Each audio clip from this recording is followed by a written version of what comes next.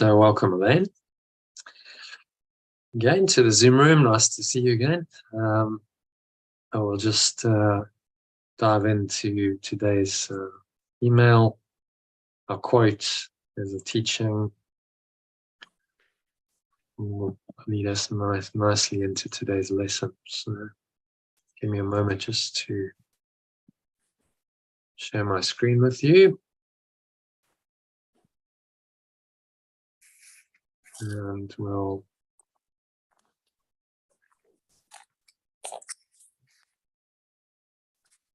all right, so close that. All right.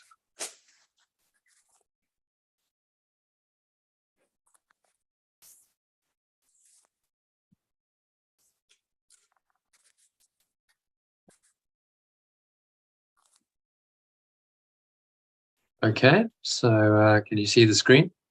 Yes.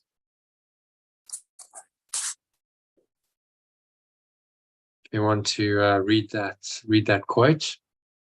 Yeah. The peace of God is first and foremost. Peace with God, it is the state of affairs in which God, instead of being against us, is for us. No account of God's peace which does not start here can do other than mislead. Guy called J.J. Packer, James Packer, English-born Canadian theologian, who passed away in 2020, tells us the peace of God only comes when we can accept that God is for us and not against us. Perhaps you're not sure what he means by this, so let's just unpack the quote for you. So we might start by giving a more descriptive name to God. So we try substituting pure formless awareness of perfect love for the word God. See what that does to understanding the quote, bearing in mind that formless awareness means there is no awareness of any form. In other words, bodies and any material things in the mind when it is in the state. So it's completely without form. So I've made the substitution in the quote below. So just restate it in alternative language. Do you want to read it in the alternative? Yeah. The peace of God is first and foremost peace, and with pure formless awareness of perfect love, it is the state of affairs in which pure formless awareness of perfect love, instead of being against us, is for us.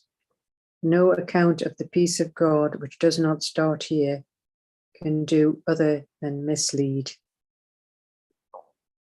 Yeah, so it's peace with this awareness, peace with pure formless awareness of perfect love. So pure formless awareness of perfect love is a state of being, an awareness that is with us. That can never be against you. How can pure formless awareness of perfect love be adverse or in opposition to you in truth? It's just a state of being in which that is your awareness. So that the quote is pointing us to that state, transcendent state of higher awareness. God is only the pure formless awareness of perfect love. So how can this loving awareness be against you? If it could, it wouldn't be perfect love anymore, but the opposite of love, which Yeshua calls fear.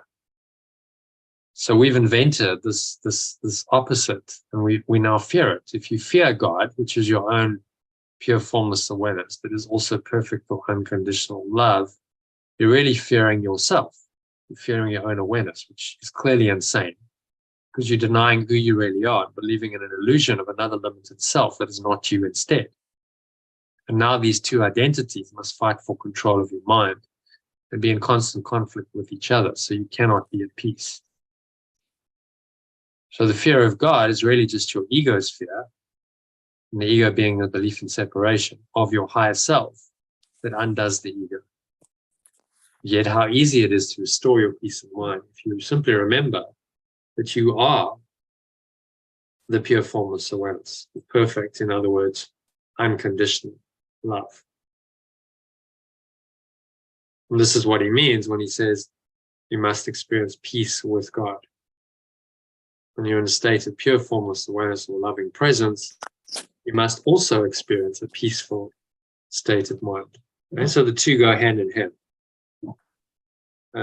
So the quote is pointing us beyond the dogmatic view of God being somewhere outside of you and God being a concept, some kind of other entity. It's pointing you to the awareness that this God is your own deepest awareness, your own most innermost awareness, or pure formless awareness of perfect love, as we call it.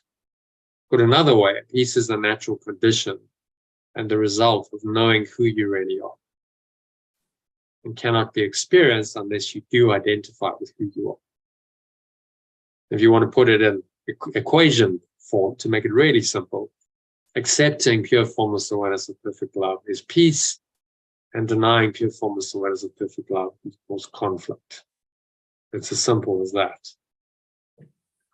Therefore, the identity or self you accept or deny through your thoughts and emotions in every situation will determine whether you experience peace or not.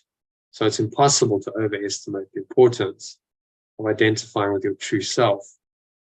By choosing to experience unconditional love will bring a touch of pure formless awareness or grace, as Yeshua calls it in the Course, into every situation you experience.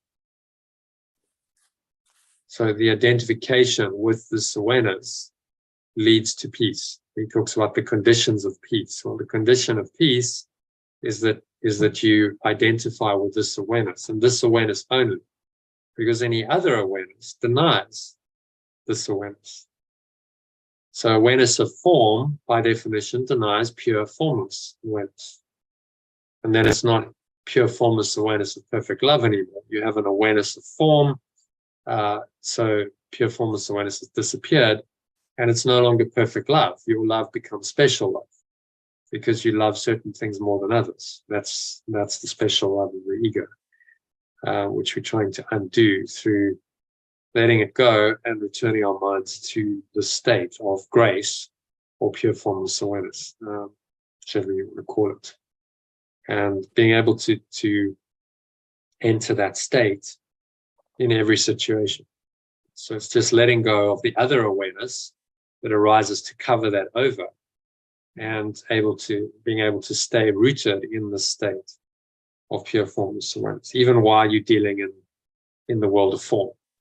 And apparently you've still got sense perceptions going on, and there's all kinds of stuff going on in your world and other people and things and so on. It doesn't matter, because that state of awareness remains untouched, and that is what informs your thoughts and your words and your actions. So that's what Yeshua means when he says to be in a state of grace. You're connected with this deeper awareness, and that inspires or directs you to speak and think and act in certain ways that are helpful in this world. And that's then the Christ self, your true self, and the Holy Spirit, which is the ability to reinterpret the entire world, now coming into action and helping you to correct all of those misperceptions and make up the ego. So it's just another slightly different angle on it. We've looked at, we've talked about all these concepts before, but again, we talk about it again using the quote and slightly alternative language so that you get it again. Does that make sense? It does. And it's a very simple equation. Accepting pure formless awareness of perfect love equals peace. The two go hand in hand. You can't separate. You can't have peace without pure formless awareness of perfect love. There is no peace but the peace of God. That's a direct quote from the Course. You will not find peace outside of this awareness. So any other awareness then is a denial, although it doesn't necessarily seem to be it. It is a it is a subtle, sometimes, denial of it, which leads you into conflict, which leads you into non-peace. And if you find that conflict, that non-peace, then it's time to return your mind back to pure formless awareness, which will bring you peace. And in your case, if you need to take a day or two out and just find time to be able to reflect and meditate and do this kind of work, then that's what you need to do to restore your mind to peace, and that is then guided by the Holy Spirit.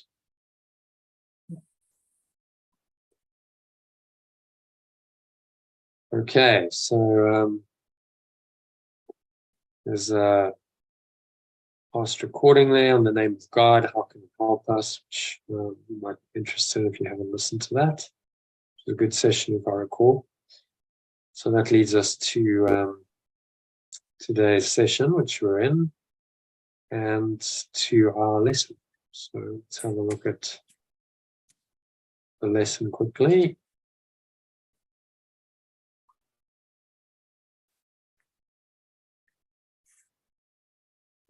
Find it on where are we? Find it on here, shall we? Lesson 185 is what we want. Okay, so if you can read lesson 185 for us, right? In the original and the alternative version, and then paragraph 1. I want the peace of God. I have the peace of perfect love. Yeah, so that's just a more present change. Instead of I want, which indicates some kind of, well, implicitly, I want means I don't have it, doesn't it? Mm. If I'm wanting something, it's really implicitly saying I don't have it. Mm. So we change it around. We say, well, actually, I have. I claim. If I have it, then I'm claiming it now. I have the peace of perfect love right now. And by saying it, by affirming it, you confirming that reality, that yes, you have it right now. The want statement implies a lack and desire, which even if it's for peace, sets up a situation where you're not at peace, seeking peace, but not experiencing it. So rather claim it and say, I have it. I have the peace of perfect love.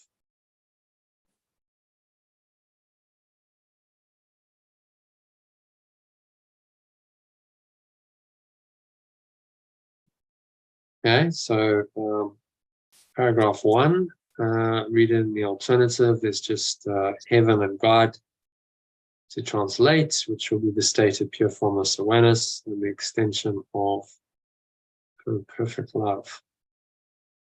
Yes. To say these words is nothing, but to mean these words is everything. If I could only mean them for just a moment, there would be no further sorrow possible for me in any form and in any place or time.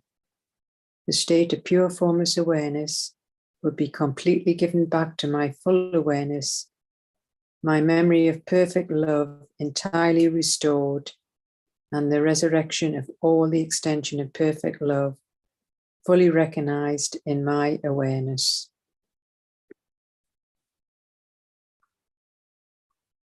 Yeah. So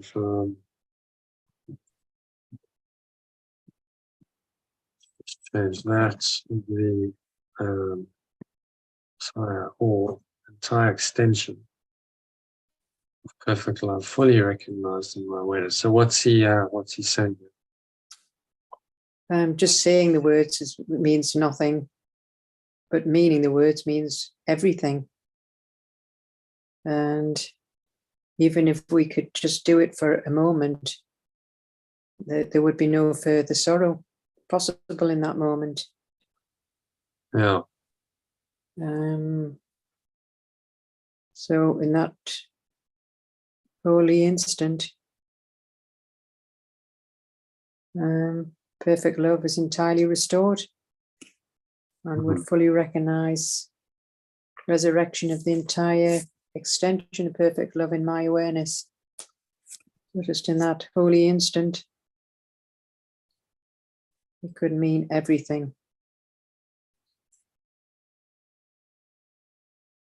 No further sorrow possible. And really what he's saying, if you desire something holy, this is sort of the resolution of desire. If you desire it holy, then your desire becomes the reality. Because remember, desire and belief go hand in hand. We desired separation, so we believed in it. And we made it real for ourselves. But it works in reverse as well. If I desire only peace, then that becomes my reality. And I enter into that peace. And then I no longer desire it, I have it. I am that peace. If I am pure formless awareness of perfect love, peace is a natural condition, a natural state of that awareness. So I don't have to try and experience peace. I just have to be who I am, which means let go of what I'm not. If I let go of what I'm not, it restores me to who I really am. And in that I am presence, I experience peace and love and joy and everything I desire. So again, it comes back to my fundamental identity. Who do I believe I am? And everything comes from that. My peace or my conflict, my love or my fear, my joy or my unhappiness all come from that simple decision to be who I am or to deny it, as we saw. The acceptance of the state of pure formless awareness of perfect love brings peace.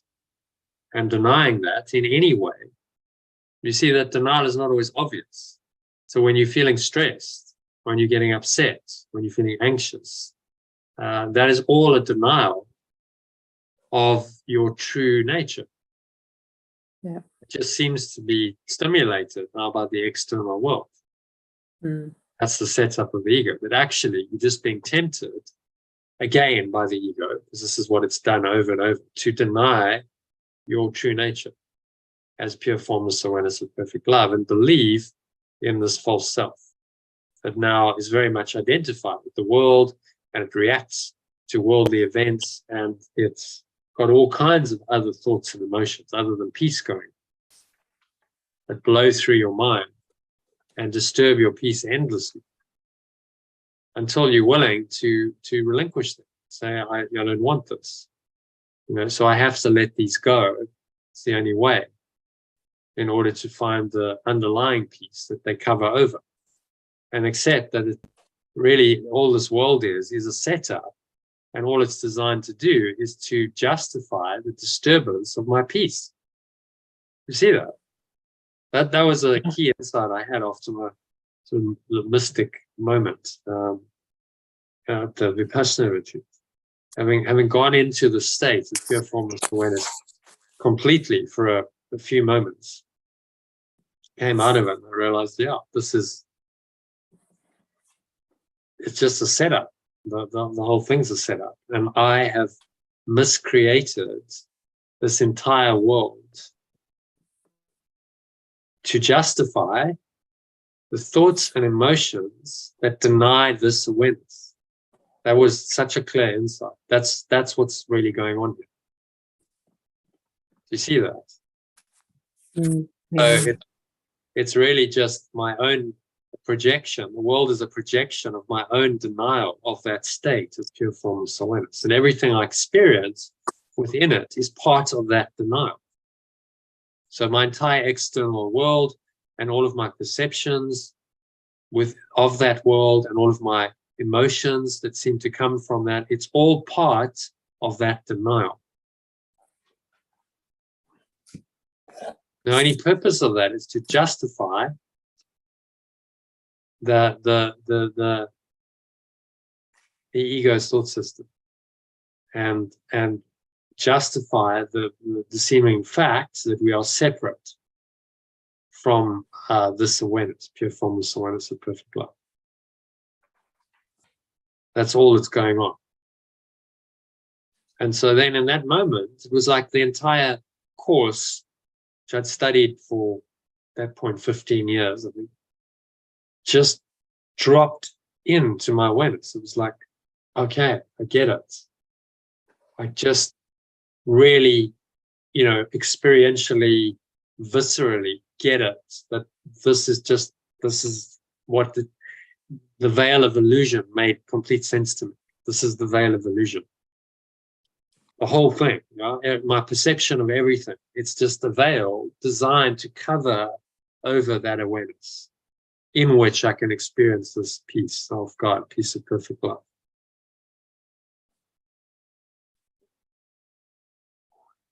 And so that's all the world is, and that's what we're dealing with on a daily basis. The covering over, the veil of illusion that covers over the state of pure formless awareness. And the ego has designed it to do that over and over and over again, which is why the world is not a peaceful place to live in. It's why we get, we seemingly get triggered. Without the mind training, vigilance of a spiritual practice like this, you're going to get triggered all the time, because that's what it's designed to do. So that all the time, these false thoughts and emotions come in and they cover over this base reality. They cover over your peace and they disturb your peace. And you spend your entire life in a disturbed state of mind, various stages of disturbance, and never experiencing this deep peace, the peace of God that surpasses all understanding, as Paul called it. Because the ego is trying to keep you as far away from that as possible, with all of its distractive devices that it's invented precisely to do that in the external world that seems to be real to you in the perception.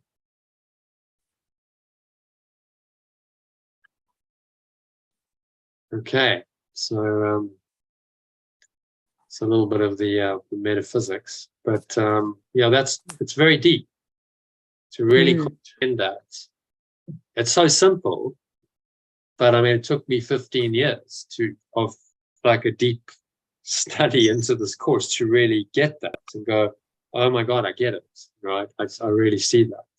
The simplicity of what he's saying in this teaching. He says, that's why I said it's a very simple course. What I'm telling you is not rocket science. It's not complicated. It's a very simple idea that everything that you see in this world and everything you perceive with your physical senses and the body and the entire world is just a justification for all the thoughts and emotions that disturb your peace, that then cover over your true awareness. That's all that you got caught up in.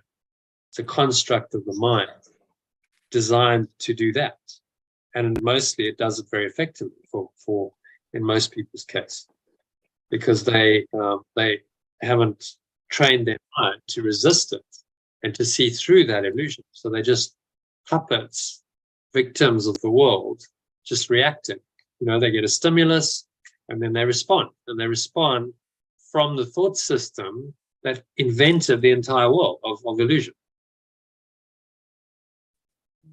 Yeah. If we have a look at it, just find the diagram. Where are we? Thought I had a chat. There we go. Course information.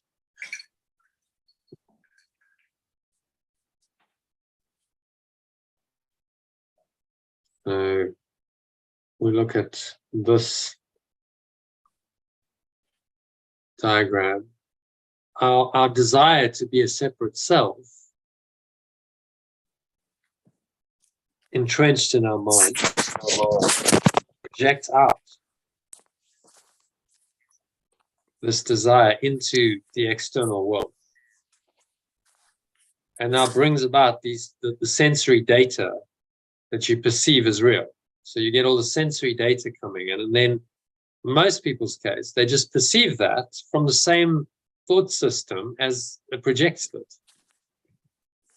So the desire to be a separate self creates a certain belief system, belief in your unworthiness, belief you're a victim, and then various thoughts that you feel like you're unfairly treated, you're prone to anger and resentment and fear, and emotions, resentment, anger, fear, and so on, and then the perception.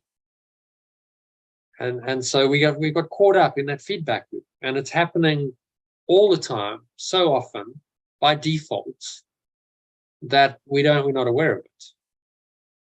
Did you ever watch Inception? No, that's the one I haven't actually got around to watching.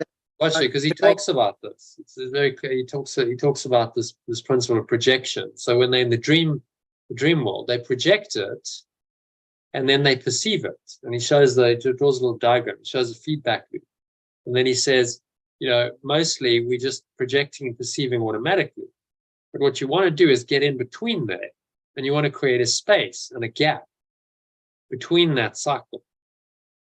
And that's what we're doing with the spiritual practice. We're creating a gap between the projection and the default perception. And that gap is called response time. So you pause and you reflect. And instead of reacting according to the ego's dictates based on your programming and this desire to be a separate self, you change your mind. Say, no, I don't have to react this way. I can perceive differently. So in that moment, I'm changing my emotions, I'm changing my thoughts, I'm changing my beliefs, and I'm actually changing my desire. It ripples all the way down from the top level of perception. So it goes up and down through the layers of your mind. And so when you correct your perception and you make a decision to change your mind and not get angry, let's say you were tempted to get angry, but you let that go, and you correct the idea that you've been unfairly treated, and you remind yourself that I am that I am, I'm always okay, and I'm at peace, and I really upset and disturbance are not what I want, and then I'm choosing to be the one self again. See, through all of that, I'm making the choice. The prayer of my heart then is to be oneself, the Christ, the true self again. And so then I've corrected my mind at a fundamental level, which is the miracle. When you do that, you're changing your mind about who you are. And then that, of course, is going to change your projections. So now what seems to show up in the projections is different because it's being projected or extended now by a different thought system. And this is how, the inspired, miraculous, shall we say, manifestation and perception works. You just turn around the ego system.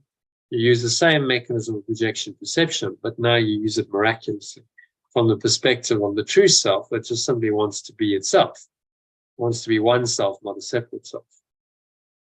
And so now you use the system of the ego for miracles. This is what miracle mindedness is. This is what being in flow is. And your life becomes quite a happy dream. And that's what he's training us to do in the Course. It's to change the ego system so that you can now do this, use it consciously, use it positively and constructively rather than negatively and destructively. And that will bring you an experience of peace in the dream and a happy dream.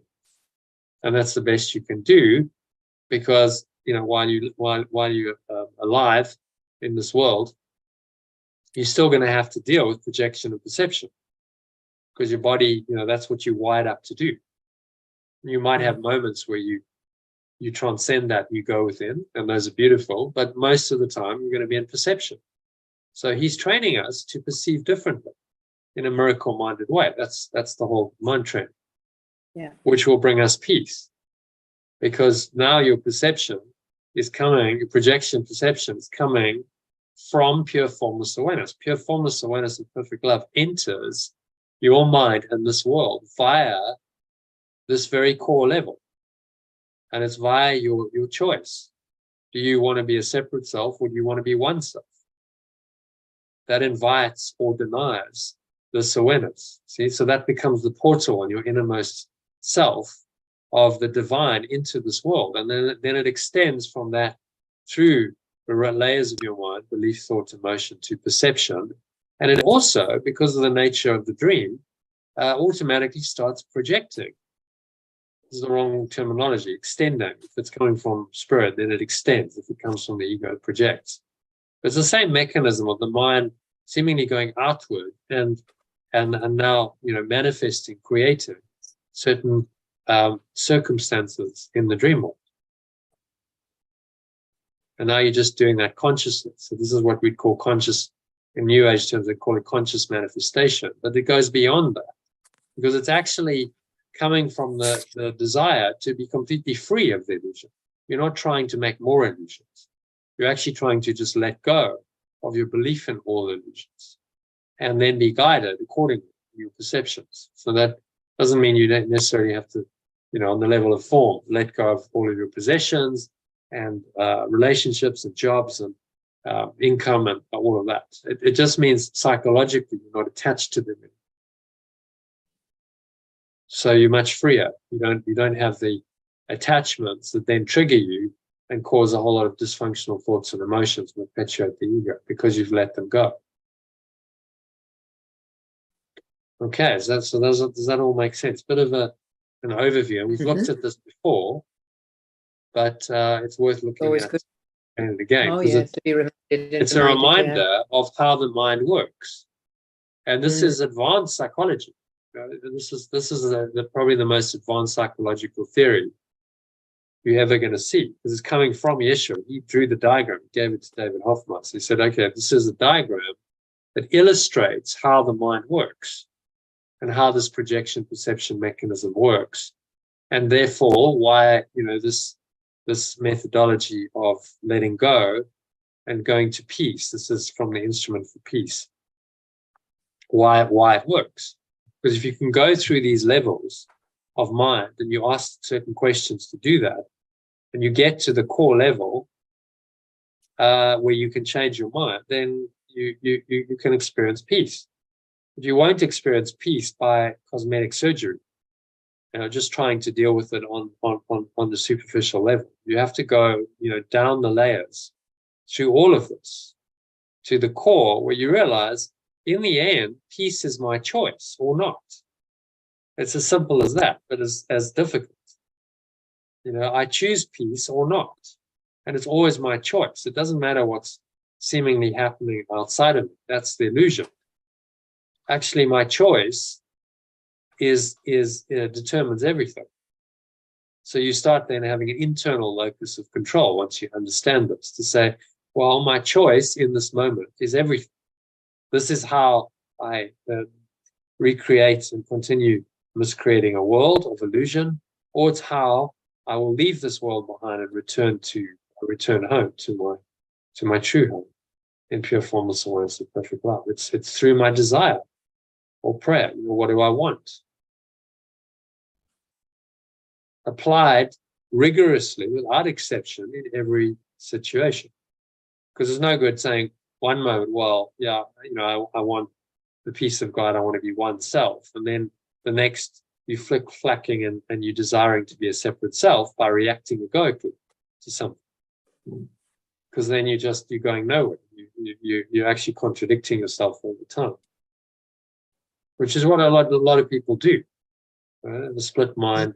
There's some, the split mind. The nature of it is, yes, there's some Holy Spirit, but the ego is often dominant, and so they vacillate between the two. More often than not, they'll listen to the ego, but then their conscience, which is their Holy Spirit, will remind them that actually there's another way. Then they feel guilty. And so the split continues. So it's saying the only way to peace of mind is you have to heal the split, which means you've got to let go of the desire to be a separate self, embrace your one self and say, this is the only way. I am one self and there's nothing else really going on. And that will bring you peace, and that will heal you, and only that. All right. So any other thoughts on number one? So we'll move on to number two. That was clear, thank you. So no one can mean these words. No one can mean these words and not be healed. I cannot play with dreams, nor think I am myself a dream any longer. Dream, is that dream? Dream any longer. I cannot make myself a victim and think this state is real. I want the peace of perfect love, and so it is given to me. For that is all I want and that is all I will receive.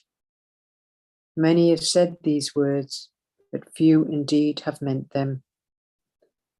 I have only to look upon the world and perceive around me to be sure how very few they are. The world would be completely changed should any two agree these words express the only thing they want.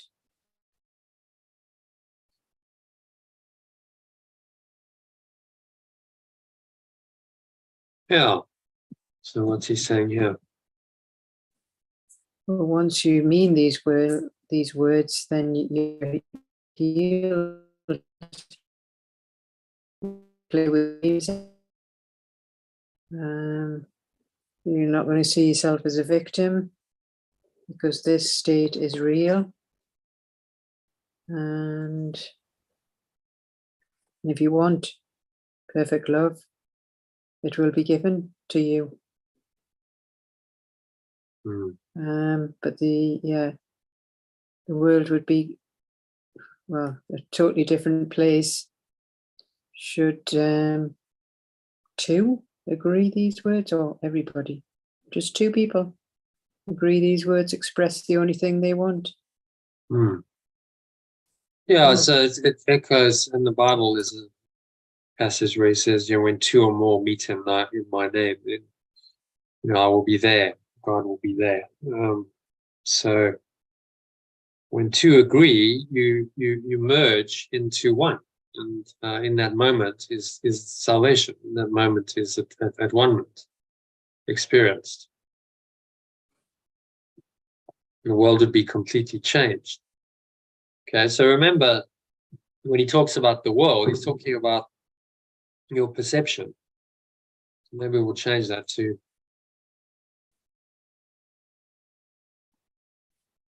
my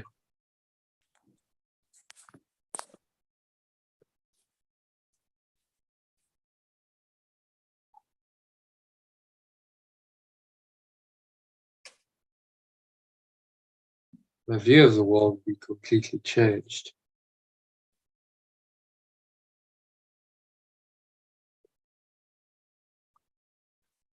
Should I agree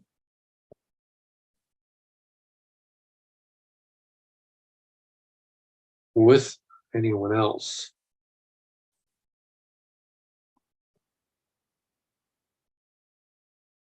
These words express the only thing we want. So what he's pointing us to again here is the holy relationship. The statements like this, a lot of people go, well, really? I mean, how can the world change when just two people, agree? Surely that's a bit of a. But he's talking about the world in your perception. The world will be completely changed in your perception, because where is the world? The world's in your perception. The world doesn't exist outside of you. So when you change your mind, then your perception changes, then your world changes. Very simple. Yeah. This is what he's teaching us. But if we externalize, we're still in the scientific materialist idea, then we go, well, the world's not changing really much, and I don't see any radical changes. And we go, well, this is not true. What he's saying is, he's way exaggerated, but he's not really. If you perceive these words correctly, he's saying when you change your mind, you change your perception of the world, and your world is a perceptual world. The world only exists in your perception. There's no world out there. This is the whole teaching. There's no independent, objective, world reality for you to perceive. The world is in your perception. Therefore, you change your perception, you change your mind, you change your perception, you change your world. And that's the quickest way of changing the world. And you can do that instantly. So why he keeps it in the holy instant. You can do that in any moment. You can make that change. And your entire world changes in that moment. It's profound, isn't it? Like, okay, I've got the power to change my world right now, in this moment, and in any moment. And that completely changes, revolutionizes, turns upside down the entire world, because the world exists in my perception. So it doesn't matter what's happening outside and what other people believe. All that matters is my perception. that's important. And that can change in an instant, in a moment, just like that. And it does sometimes. You know, we've talked about these epiphanies, these moments of insight, satori, awakening, that have happened to people. Byron Katie, we talked about the other day. You know, in that moment, when the cockroach is crawling over her and she's lying on the floor, her world changed in that moment. Fundamentally, radically, her entire life changed in that moment of clear perception. She was never the same again after that. She changed her mind about the world. She changed her perception of the world. And so nothing external seemed to have shifted, but she made a fundamental inner shift, which then got expressed out into the world. And so she became from being, you know, a complete basket case and really not helpful to anyone, she became an inspiration to thousands, hundreds of thousands of people. But that all happened in that moment. Her world changed, and the world, because she allowed the Spirit to direct her, and then it expressed through her quite powerfully over the rest of her life. She allowed that process to happen. Then the world changed. Suddenly, this powerful process called the work was born in that moment, and it came into people's lives. And in that moment, healing happened around the world because of her change in perception. It was the seed of it. It was all in that holy instant. And so this is what he's saying. You can change your mind, and you can change your perception, and therefore you can change your world, which is just in your perception, in a moment, by simply following these principles, by choosing peace above all else. So I want peace, and no matter what, and I'm willing to let go of everything else. In that moment, if you're sincere, your entire perceptions change, your worldview changes, your world changes.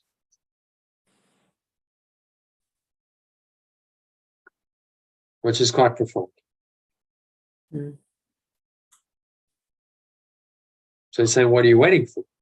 You know, why wait for another moment? Why not do it now?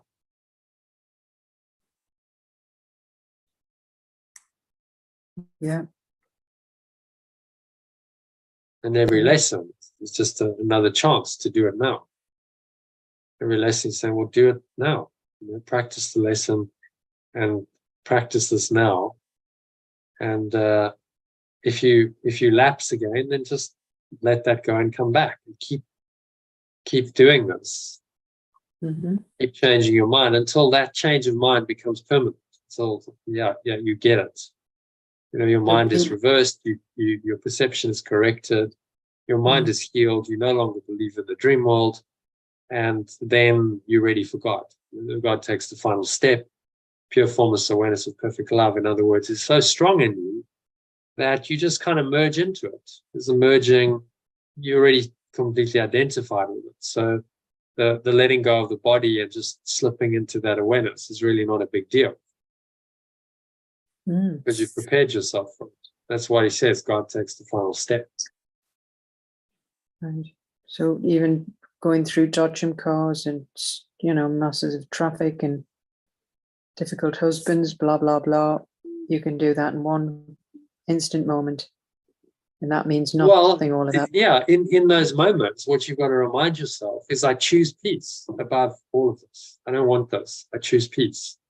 So right now, I could be getting stressed and upset, but I can choose peace as my present state right now, as an expression of this choice for peace. And that would then correct your misperceptions of stress and fear and whatever other emotions that you go sponsor. You go, I know, I choose peace. And I can always choose peace. Peace is always available. Because it's eternal. It's the underlying base state, the ground of being, without which I would have no life, no awareness. So it's always there. I've just chosen to cover it over and to deny it. And I've done that so often that now that's become my pattern, that I think that living in a state of non-peace, disturbance of peace is normal. Mm. And I live in a world where that seems to be normal. Yeah. That's the illusion. But actually, it's not normal at all. It's completely abnormal and dysfunctional. Mm-hmm. And our job is to realize that and make the choice consciously, moment by moment. Say, okay, I notice my peace is disturbed, but I can choose to restore it right now. And so you might breathe, and you might do a process to help you let go, and you bring a course lesson to mind. That's just a way of restoring your mind to peace. But it's the choice, the decision to do that that's most important, isn't it? Yeah. In the moment, to have the awareness to say, I choose peace in this moment above anything else. And there's many course lessons, that talk about that. I can choose peace instead of this. Above all else, I'm determined to see. These lessons are designed to help us to make the choice, say, above all else, I want peace. So no matter what the ego is tempting me to do, if it's not peaceful, I don't want it. So I'm going to let go of that. And that's where the mind training comes in, and the discipline of the practice of saying, yes, I can let it go. I don't have to continue thinking those thoughts and feeling those emotions. I have a choice here.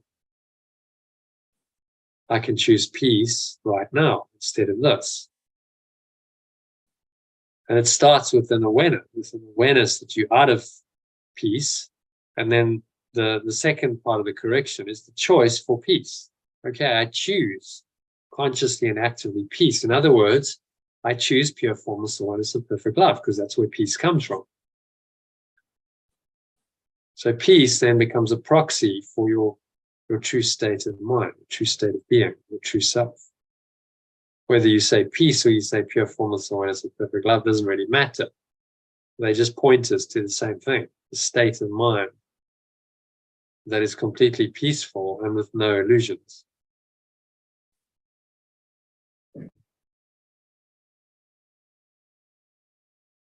Okay, so any other thoughts on number 2? Questions, comments? Yeah. No, that's good.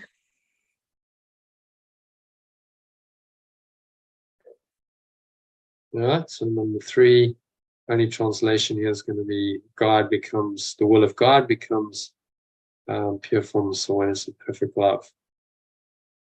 And what their will becomes, just take out will. So we translate will of God. Will is awareness. So pure formless awareness of perfect love is the will of God. Does that make sense? Mm-hmm. Yeah. Because it's just awareness. There's no, the will is not like God intending to do something. It's just God being, this awareness being as it is. Mm. It's unchanging. Mm.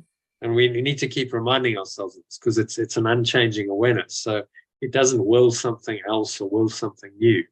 That's part of the ego's misinterpretation of it. It just is that awareness. The will of God is pure formless awareness of perfect love that is unchanging forever, eternally.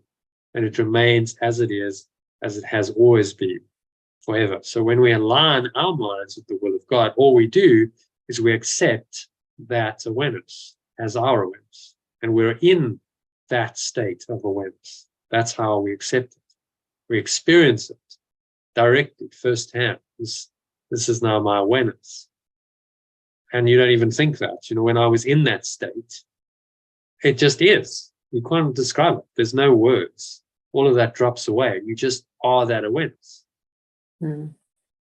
Completely transcendent, beautiful state of mind that you can't really describe. Words like transcendent, awesome, beautiful, glorious, they don't really, they can't really describe it, because it's just a pure experience. But they can point you to it. They can remind your mind that this is available, and they can open your mind to that experience so that one day you can experience it. when you're ready. You know, as we said, enlightenment's an accident, but spiritual practice makes you accident prone. So you practice and you practice. I practiced, you know, a lot of Course in Miracles, and then I've done a 10-day Vipassana retreat, 9 days of meditation, 12 hours a day, to allow that to happen. So that I got lucky and I got given that gift of grace for a few moments, completely life-changing. Yeah. So, okay, so read number 3 then. 2 minds with one intent. 2 minds with one intent become so strong that what they will become pure formless awareness of perfect love.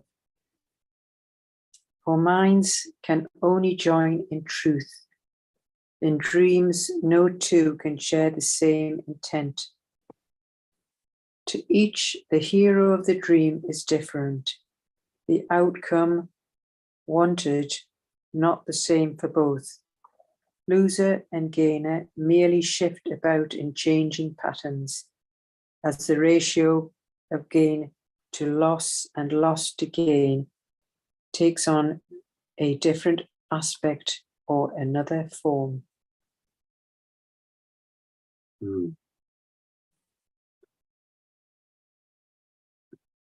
Okay, so what's he saying there? Well, while you're in the pure formless awareness of perfect love, 2 minds become very strong and become one and join together. Yeah, that's when they've got one intent, whereas if you're in the dream or the separate self, 2 cannot share the same intent. The hero of the dream is different when you're in the separate self. So it won't be the same outcome, unlike when we're in pure formless awareness. You've got loser and gainer merely shifting about and changing patterns, but always different in aspect or another form. The ratio of gain to loss and loss to gain takes on a different aspect in another form.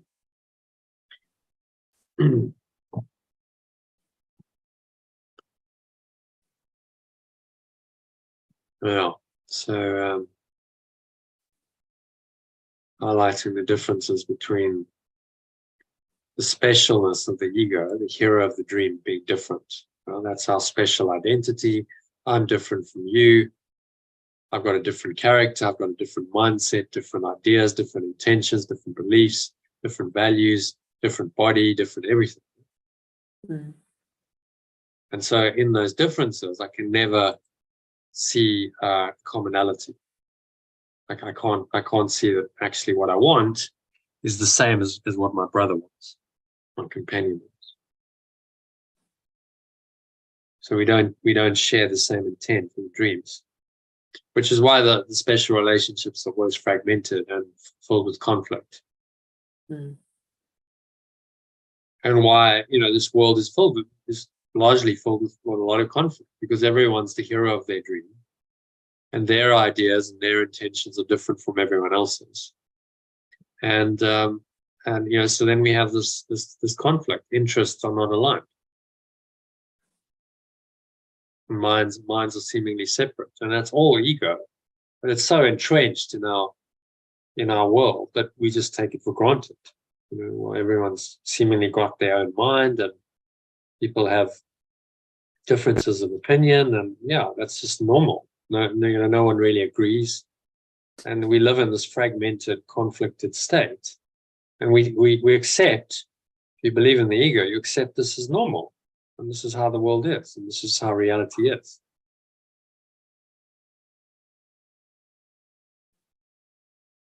Without being able to see that it's all a result of a choice that we made to be a separate self at one point.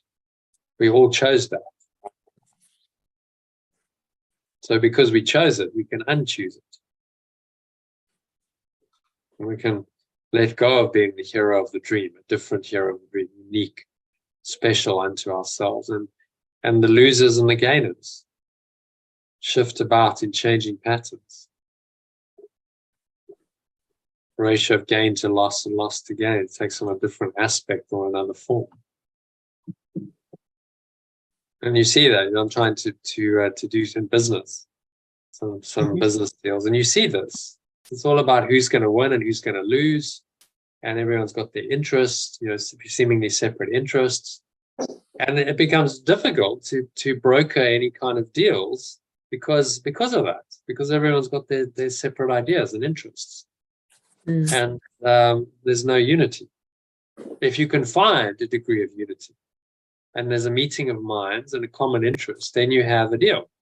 Then you have trust, and then you can agree on something and you can move forward. And that's what creates then, makes something happen. That's the most creative process, when there's a meeting of minds and a joining, and then in a common intent. That's when things happen. That's when business works. It doesn't work when everyone is separated and fragmented, and they've got their own agendas, and their agenda and someone else's agenda are not in alignment. There's no possible deal then. There's no trust. There's no common understanding. There's no trust, and so it's impossible to work together.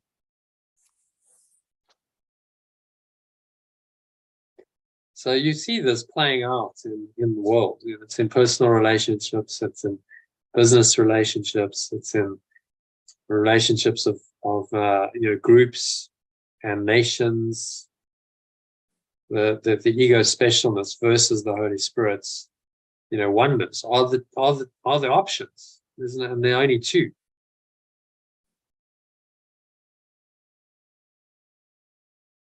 Which is fortunate, because that means we've got a simple choice to make. It's only two choices, not many. The ego may seem to be more than one choice, but it's actually all the same choice. This is what he's saying. So it doesn't really matter what the form of the choice takes.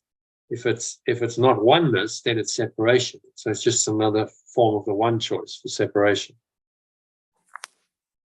So you choose peace or you choose separation, which is oblivion. Those are the choices.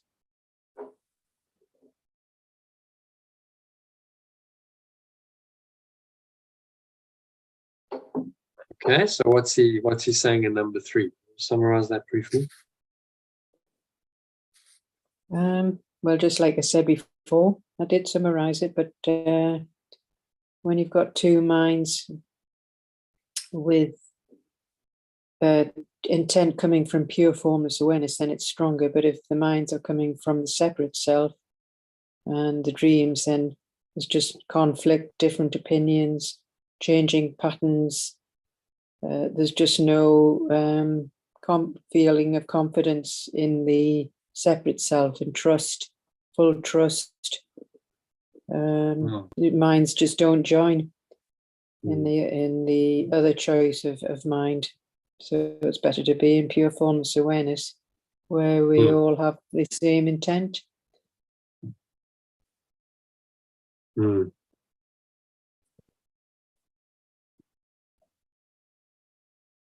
Yeah, so well said. And then he goes on with this same point, yet dream can only bring compromise. Can you read that? Yeah. Dream can only bring compromise. Sometimes it takes the form of union, but only the form. The meaning must escape the dream, or compromising is the goal of dreaming. Minds cannot unite in dreams. They merely bargain. And what bargain can give them the peace of perfect love?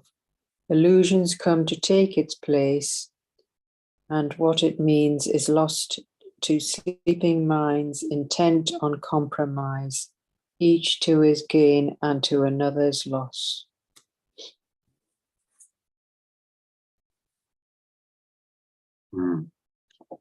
Okay, what's he saying there? Again, the best a dream can do is bring compromise. Sometimes it takes the form of human union, but only the form. And compromising is the goal of dreaming. But of course, minds cannot unite in dreams, they merely bargain. Yeah, and the sleeping minds is intent on compromise, each to his own gain and to the other's loss.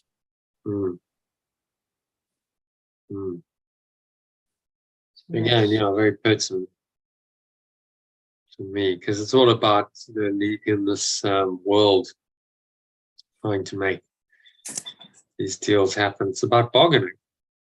It's who's going to get what. Everyone wants, they want to get what's in their best interest, seemingly perceived as against the other's interests, and then it becomes a bargain. Okay, so I might compromise on this, you compromise on that, but is there really the peace of perfect love in any of them? No. If you'd identified with it, I'm trying to stay detached. Well, it doesn't really matter. These are it's useful from the point of view of both the spiritual lessons, because you apply the truth everywhere, and also the practically speaking, the income. I'm trying to generate livable income, and then also invest in this program so that I can get more members. So there's a holy purpose behind it, but I'm just stay very aware of these principles while you're dealing in the ego's world. And you see how it works. The bargaining, the horse trading, the lack of unity, which is why it's hard to make things happen. Because to connect, let's say you've got a buyer and a seller, to connect them and unify their interests, which is what would make a deal happen, if they're identified with their ego's positions, their mental positions, it can be impossible. Just because they won't budge. Like, no, we want this. And the other one says, no, well, that doesn't work for us. We do it differently. Okay, well, there you have the separation. And the minds don't join.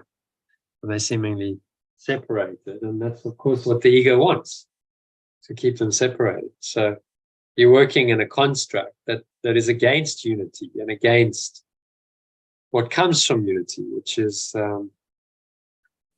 connection and cooperation and trust and abundance. That's what comes from unity.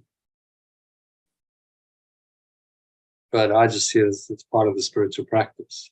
And if you keep conscious of the truth, you become the miracle worker in the situation. And maybe you can actually change it, and you can actually facilitate, that something good happens. Because out of these things would come a lot of good for communities. There's a whole community beneficiation program we want to do that would uplift poor communities in these areas where the mining activities would take place. And that doesn't happen if you don't get a commercial agreement between the buyer and the seller, the investor and the owner of the mine in this case. So it's very pertinent, these lessons, and just reminding you to stay aware, stay aware of the truth and hold to that, because there is no order of difficulty in miracles. And in other words, in corrections, the correction can come in any of these instances and come and correct the misperceptions of separation. And once that happens, then a deal can. If you're no longer separate and you join in a common purpose, that's when agreements happen. That's when people can cooperate for mutual benefit with an aligned goal. Okay, so number 5. I'm going to read that. The peace of God will become the peace of perfect love. It's a translation there. Yeah. To mean I want the peace of perfect love is to renounce all dreams. For no one means these words who want illusions, and who therefore seeks the means which bring illusions. I have perceived them and found them wanting. Now I seek to go beyond them, recognizing that another dream will offer nothing more than all the others. Dreams are one to me, and I have learned their only difference is one of form, for one will bring the same despair and misery as do the rest.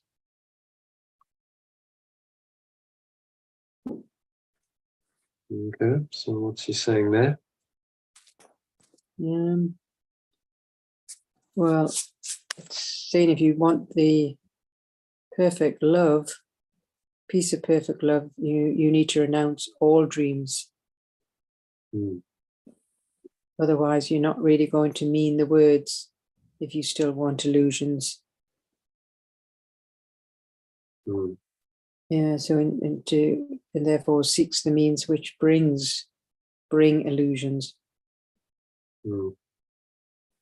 So we want to go beyond them. So we want to recognize this dream offering nothing more than all the other dreams.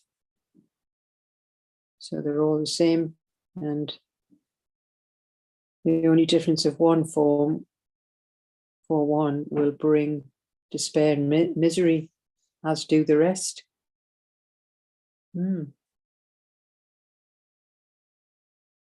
Yeah, he's trying to get us to see the same as the same and not be confused by the ego.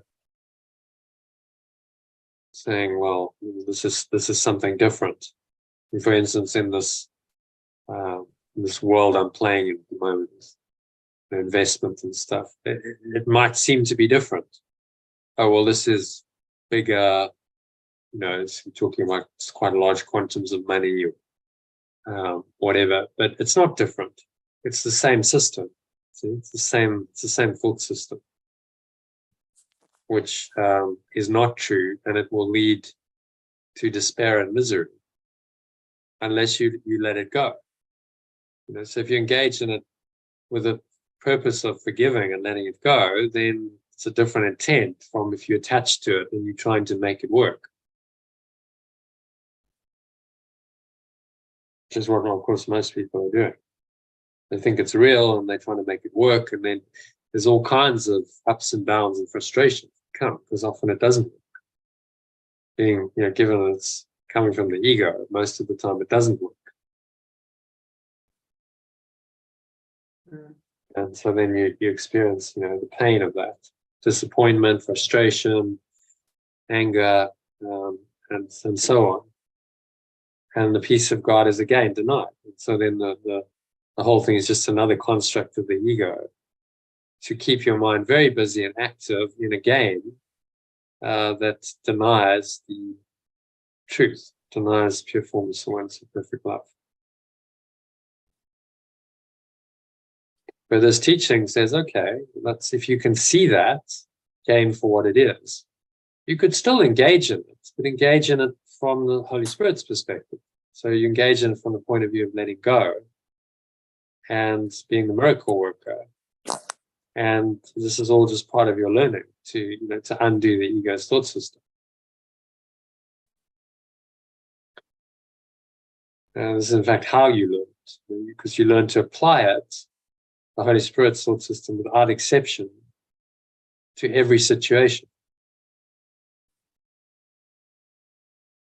And that's what he calls full transfer of training. Then you realize that this truth is true in every situation, whether it's in your personal life, family life, social relationships, business. It's all the same. You only have these two different thought systems. And so the curriculum of our life is to learn to apply the Holy Spirit without exception across the board in every situation in our life, not make exceptions. Once you've done that, then you've accomplished, what you came here to do, which is to learn the thought system of perfect love, remember perfect love in the process, and then you're done. And you don't need to come back and have another human life.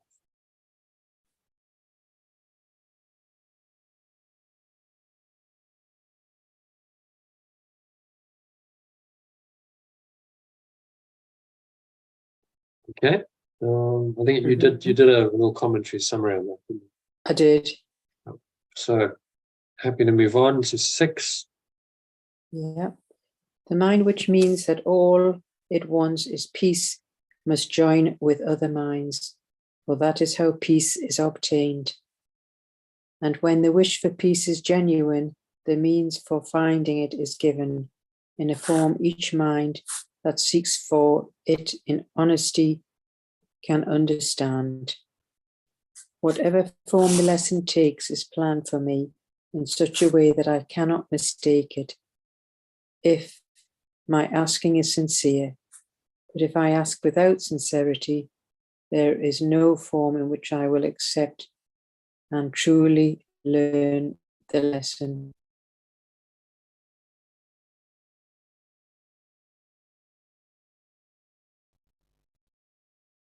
Yeah, so what's he saying here? Well, it's about the mind that wants peace, but it's not going to find that unless it joins with other minds. But that is how peace is obtained. And when we wish for peace, when our wish for peace is genuine, the means is finding it is given. In a form which mind. In a form each mind, in a form that each mind that seeks it in honesty can understand. What? In a form?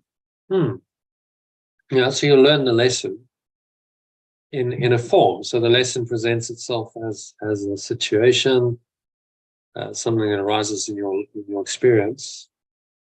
Yeah. And that then is a form that you can understand the lesson. The means for finding it is given in the form each mind that seeks for it in honesty can understand.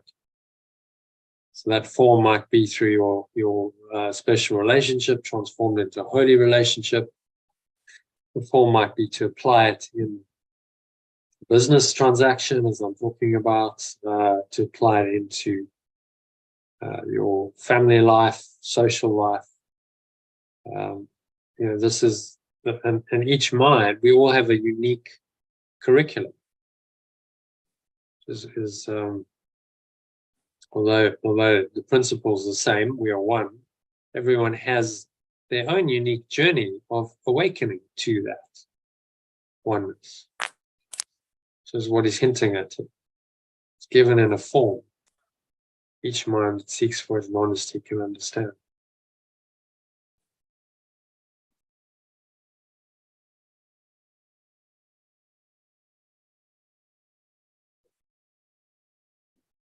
Okay? Mm-hmm. So I cannot mistake it if my asking is sincere. If I ask without sincerity, there's no form which I will accept and truly learn the lesson. So in your case, you've been given a powerful life lesson in having to be Dave's carer, haven't you? Mm-hmm. So that's the form that's been given you to learn the lesson that you want peace above all else. Absolutely. Definitely. Oh, you can see that. And it's a tough lesson because it's very easy to be triggered and go, well, I don't have peace now. And I experience the disturbance and the upset and the drama. instead. Mhm. But that's exactly why it's a good lesson, Right. because it triggers the ego to arise, and then you have to let it go in order to restore your mind to the peace that you Yeah. choose. Every time you do that, you're saying, I choose peace above this. Mm-hmm.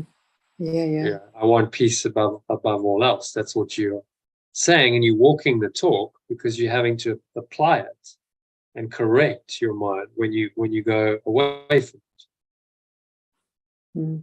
desire. And so then that becomes the form in which you learn it for you. This is a powerful life lesson for you. Yeah. Mm. Yeah. So it's happening for you to help you awaken in your latter years. And if you embrace that, then this is a huge opportunity to awaken Mm-hmm. in the next decade or so. You don't know how long Dave's going to live, but let's say another decade or so. Huge opportunity in that time to use it for what it's for, which is to awaken. And the world might go, "Oh, shame for you. You're stuck with this person who's going steadily more mad, and is very difficult to live with." But actually, no. Actually, you're not poor you. Actually, you're very lucky because you've been given this opportunity to learn what you need to learn through the situation. Yeah. Yeah. And No, I can't that's the correct way see of that. perceiving. Oh, yeah. No, I can't see that. But like I say, the lessons are getting harder. Yeah. I keep wondering whether the form's going to get out of this. I'm thinking, God. But hey. Well, so the lesson gets harder. You have to get better. That's the point. Yeah. So what it forces you to do is to go deeper and deeper into your true self to find the peace that is unshakable in the face of, the harder lessons. Mm-hmm. So it forces you to reach down into that core self of who you really are and find it in these, testing circumstances. Mm-hmm. Yeah. And that's when you really learn it. So you're like, yeah, I know that is there because I've gone there so often in the face of, the difficulties. And I found that peace over and over and over again. So eventually I can't deny it anymore. I must accept that it's there. It's always there. It's always available. So why don't I just accept it? Yeah, that's true. Yes, I think that's just this last bit with the driving. Like, being in the dodging cars. That's the only way I would liken it to. So that one's the big one, yeah. But others I'm able to eventually. So, it's all the same. Whatever the form of it is, it's just the ego tempting you to believe in an illusion that disturbs your peace. That's always what's going on. Yeah. If you understand that game that it's playing, then the answer is simple. You must let that go too. And when you really do let it go, and there's no fear anymore, there's no anxiety, there's no resistance, then the situation will change, and then maybe you end up driving, or something will change and shift it into another form that's usually more functional, that reflects the internal healing. Yeah, but we've come to a compromise. We're taking turns where they used to always want to do it. At least I'm getting half a chance. So eventually it'll go the way it's going to go. Yeah. Yeah. But in the meantime, you just let go. The more you let go and you don't react, you don't resist, the more that change, that transformation will happen. It's your resistance that then keeps it going, because the ego doesn't want you to experience just a nice, peaceful, flowing time. It wants the drama. So you not driving creates the drama, therefore it keeps the situation stuck in that situation. Yes. See how it works? Whereas if you let go of the thoughts and emotions and you refuse to honor them, then you undermine the ego's cause. What's really causing the situation is those false thoughts and emotions. So you let it go at its cause, and then the effect must change. So Yeah. then what's happening on the level of form, because it's just a projection, as we saw earlier with this diagram, that changes. And it changes just seemingly by magic. It's actually a miracle because you've changed your fundamental mind. So you're giving a different signal out into the projection, and different things then project and come back at you in your perception. So this is, it's conscious or inspired, I prefer to say, inspired manifestation, really through the Holy Spirit. You just, by letting go of all the dysfunction, you then allow that dysfunction to change on the level of form. It's shown quite well in the integral model as well. Let's take a quick look at that, how it works. So when I change internally, in the individual interior, I, the domain of my thoughts, emotions, memories, perceptions, then it stimulates a change in the external because it's connected. It's all a projection of my mind. It's all projection perception that's going on. That's how the dream is constructed. So we've forgotten how powerful our minds are. Our minds create the reality, but they do it subconsciously. So just consciously trying to manifest is not the answer. You've got to get into the subconscious, and you get into the subconscious by letting go of the thoughts and emotions and all the blocks that block that awareness.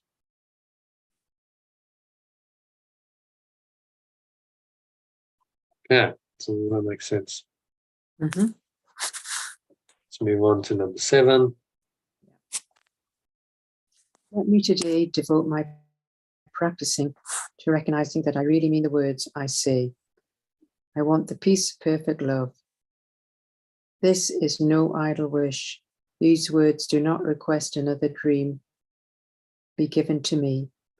They do not ask for compromise, nor try to make another bargain in the hope that there may yet be one that can succeed where all the rest have failed. To mean these words acknowledges illusions are in vain, requesting the eternal in the place of shifting dreams which seem to change in what they offer, but what are one in nothingness.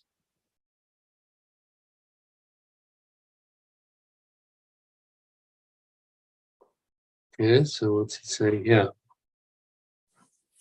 Well, we need to devote our practice to recognizing what we really mean, the words we say, which is the peace. We want the peace of perfect love, and not let it be an idle wish. These words do not request any more dreams be given to us, and they don't ask for compromise, nor try to make another bargain. Yeah. So just to keep trying to wheedle its way in to the dream. Yeah. So not to be fooled. It just goes straight for the eternal peace of perfect love. Which you attain by letting go of everything else. As simple as that. The illusions that you value, then block that.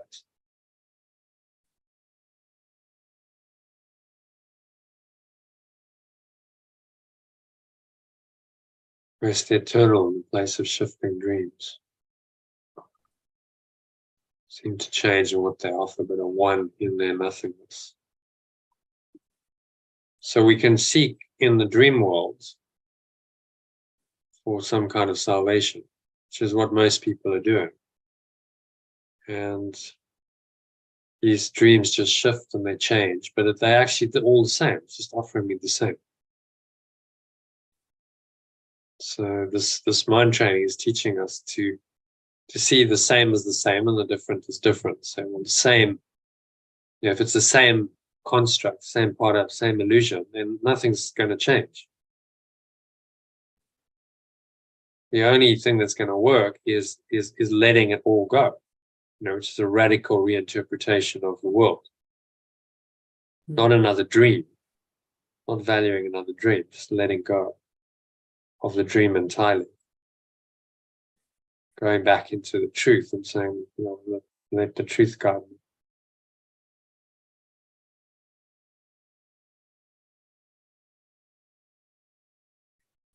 Okay? Yeah. Any other thoughts or comments on that one? Well, it's all good, yes. I wish. No, that was the ego speaking there when I said that, wasn't it? I wish. Well, I will. See the difference between wishing and I Yeah. will. I will.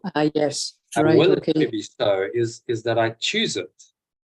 I choose it now. I will it to be so. And it's not a one-time choice. It's a choice I must make over and over and over again. In this instant In moment. every moment, I make the choice. What am I choosing? Yeah.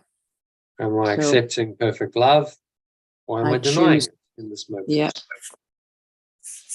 Yeah. I choose rather than I wish. Yeah. Yeah.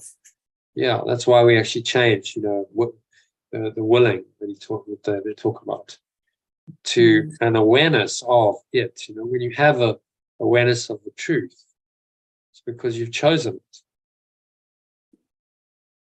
You've chosen to experience that on some level.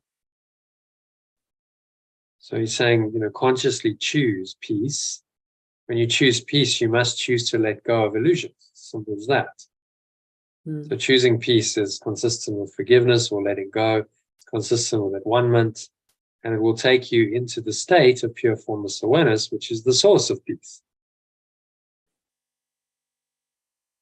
So choosing peace is a very good idea, no matter what. What you've got to learn is to choose peace in every situation, no matter what seems to be happening. Yeah. And, when you can do that, then you've mastered the art of letting go, and you are at the gates of heaven. You're ready to merge back into pure formless awareness and just simply disappear into it forever. Yeah. Okay? Yeah, that's good. Shall we read number 8? Today I devote my practice periods to carefully searching of my mind to find the dreams I cherish still. What do I ask for in my heart? I forget the words I use in making my requests. I consider only what I believe will comfort me and bring me happiness. But I am not dismayed by lingering illusions, for their form is not what matters now. I do not let some dreams be more acceptable to me while reserving shame and secrecy for others. They are one, and being one, I should ask one question of all of them. Is this what I want in place of the state of pure formless awareness and the peace of perfect love?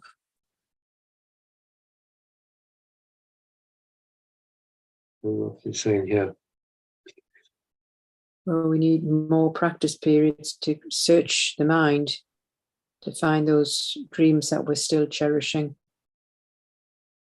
We have lingering illusions that we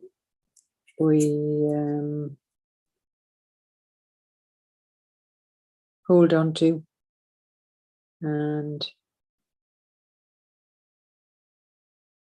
is this what we really want?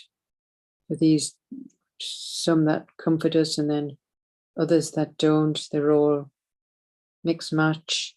And are we going to swap all of the nonsense for the place of pure formless awareness of with the peace of perfect love? What more comfort than being in the perfect peace of perfect love instead of some of the trinkets of the illusions? And I think it's a good message for you there. I'm not dismayed by lingering illusions. So when they come up, don't just get dismayed. Just go, oh, that's good. Another opportunity to let them go. Right. That's the correct perception. It's come up so that I can be aware of it and consciously choose to let it go. So Yeah. it's an opportunity. I'm not failing, I'm succeeding. If I'm aware of what it is. I'm not lost in it. Then I'm succeeding. This is how this process of letting go works. It comes up into awareness precisely so that you can let it. That's how the process works. So you're succeeding when that happens, you're not failing. Just don't make the mistake of holding on to something.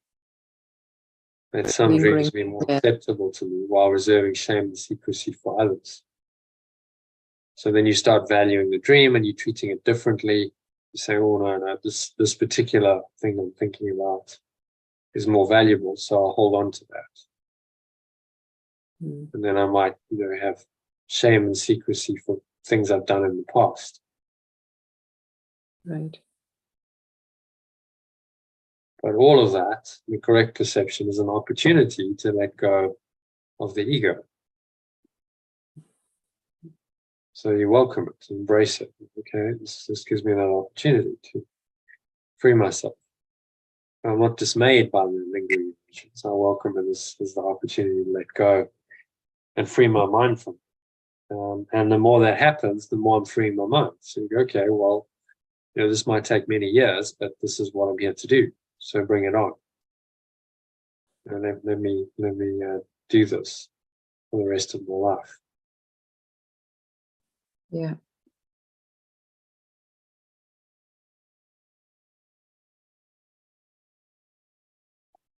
Okay. Any other thoughts?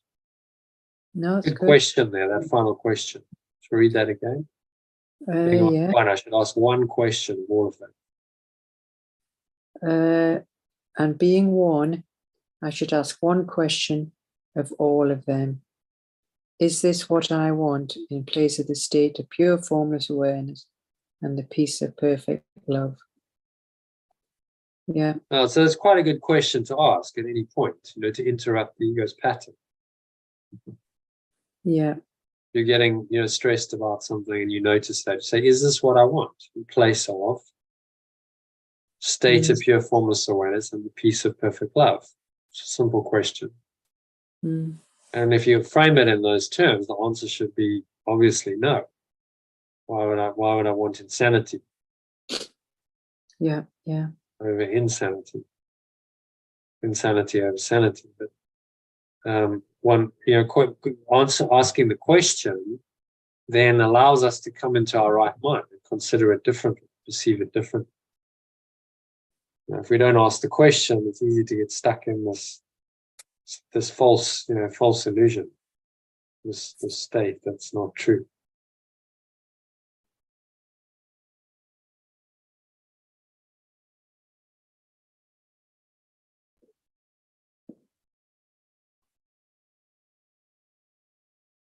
Yeah. So you've got a great opportunity. It's great. It's really it's happening for you, and this is part of the curriculum.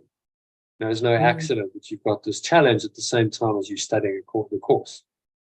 It's all happening for you. So you're getting the best opportunities to apply this thought system in your daily life. Situation. Yeah. Yeah. Okay. Definitely. Number 9. This is the choice I make. I am not deceived that it is otherwise. No compromise is possible in this. I choose perfect love's peace, or I have asked for dreams. And dreams will come as I requested them. Yet the peace of perfect love will come just as certainly and remain with me forever. It will not be gone with every twist and turning of the road to reappear unrecognized in forms which shift and change with every step I take.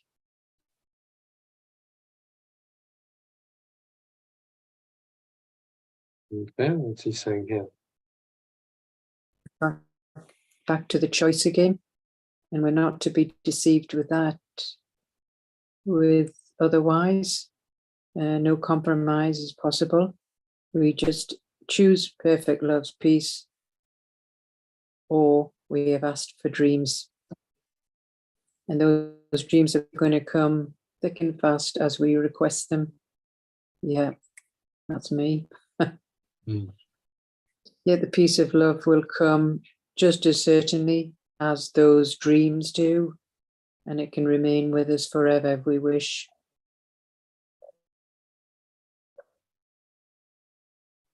And it will not be gone with every twist and turning of the road to reappear in unrecognizing forms, which keep changing and shifting in every step we take.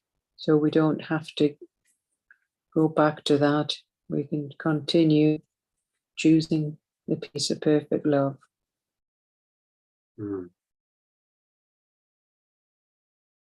Yeah. So it's just being very consistent in your choice. You know, no matter what happens, so okay, I can let this go, and I can find peace. You know, I choose peace instead of this. And so these lessons and the questions. You know, this question's a great question. Is this what I want? In place of the state of pure formless awareness and the peace of perfect love? Or is this what I want instead of peace, if you want to really make it simple? Is this what I want in place of peace? You ask yourself that question in any situation, it's going to trigger the awareness of the Holy Spirit to come in to help you make the choice to let go of whatever it is that you value. Because it's sure that if your peace is disturbed, then you're valuing an illusion. Otherwise, your peace wouldn't be disturbed.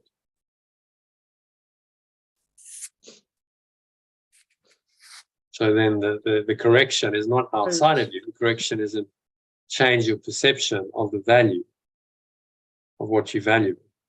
And that then lets go of the disturbance in your mind. Because if you don't value it anymore, then why are you bothered? It's only when you value things that they can disturb you. Correct? Well, we're always trying to put things right and, make sure it doesn't happen again, but it's a thankless task. Yeah. Because we're trying to fix up the world and make it okay on the level of form. That's what the ego's mission is.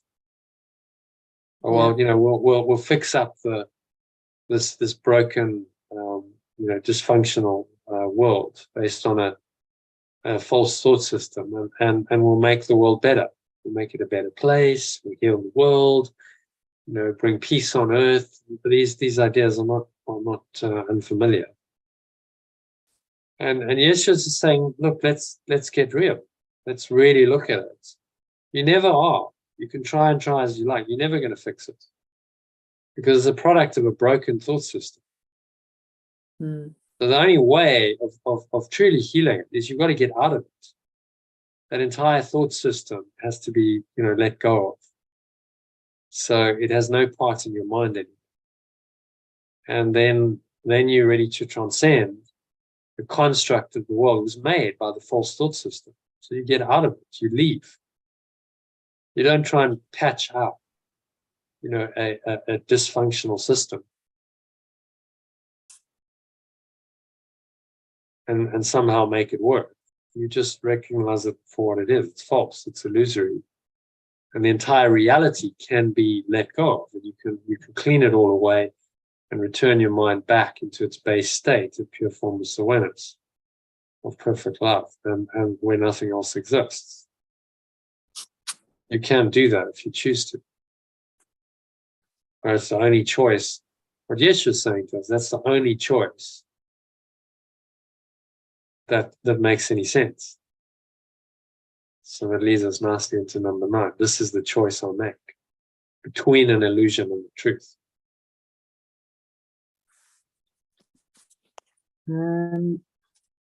This is the choice I make. I'm not just otherwise. I've just already said that, haven't I? I'm repeating the paragraph again. Have we read it? Have we read number 9? Yes. Okay. Sorry, one other thing we hadn't. But yeah, so to recognize the choice and just do that over and over and over again. Repeat, rinse and repeat. This is what he's telling us to do. Okay, it comes again, and you get tested again tomorrow.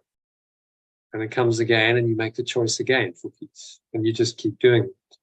And that's the way out of the dream. I recognize there's no compromise. I'm choosing dreams, or I'm choosing the peace of perfect love. And I'm doing that moment by moment by interpreting and perceiving whatever it is that seems to be happening.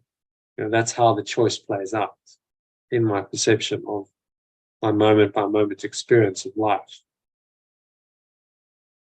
which we're often not aware of because it just seems to happen. We perceive it a certain way, but every perception is a result of a choice.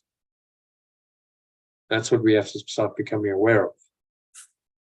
So am I choosing separation here, or am I choosing perfect love and the peace that will bring me?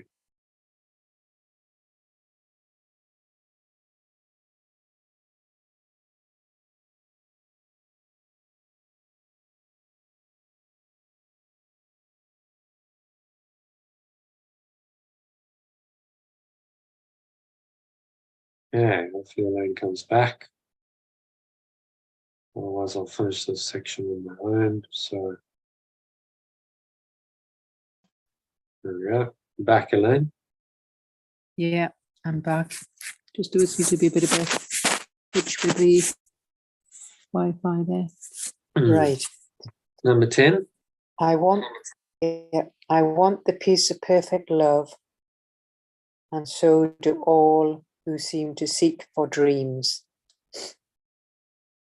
For them as well as for myself, I ask only this when I make this request with deep sincerity, for so I reach to what they really want and join my own intent with that they seek above all things, perhaps unknown to them, but certain to me. I have been weak at times, uncertain in the purpose and unsure of what I wanted, where to look at it and where to turn for help in my attempt to find it. I have been given help, and I do not want to accept this help by sharing it. Yeah. Oh. Do I not want to accept this help? Yes, sorry, I can't see that. I had a question now. Yeah, sorry. And do I not want to accept this help? I was going to say yes. And do I not want to want to accept this help by sharing it? Yeah, so we want to share it when we're in that state of, peace of perfect love. And that is the basis of all then spiritual teaching. It's why we have this conversation. And there was a desire in me to share this once I sort of understood. It's a natural desire to share it with others and go, well, this is amazing. This is life-changing. This is such good news. Why wouldn't you want to share that and help other people to understand what you've understood? And that's why people become spiritual teachers, because there's this desire to share the good news that's helped them.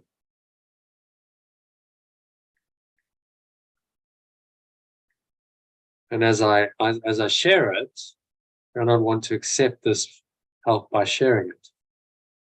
If I share it, I must be saying I believe it, so I'm accepting it. So the more I share it, the more I believe it myself, the more I've accepted it. And that's how this process goes. So by sharing and extending, you learn it on a deeper level. My own experience with this community has been well, over the last 5 years, it's taken my practice and my experience of A Course in Miracles to an entirely different level. 5 years ago, I didn't understand what I understood now. There's no way.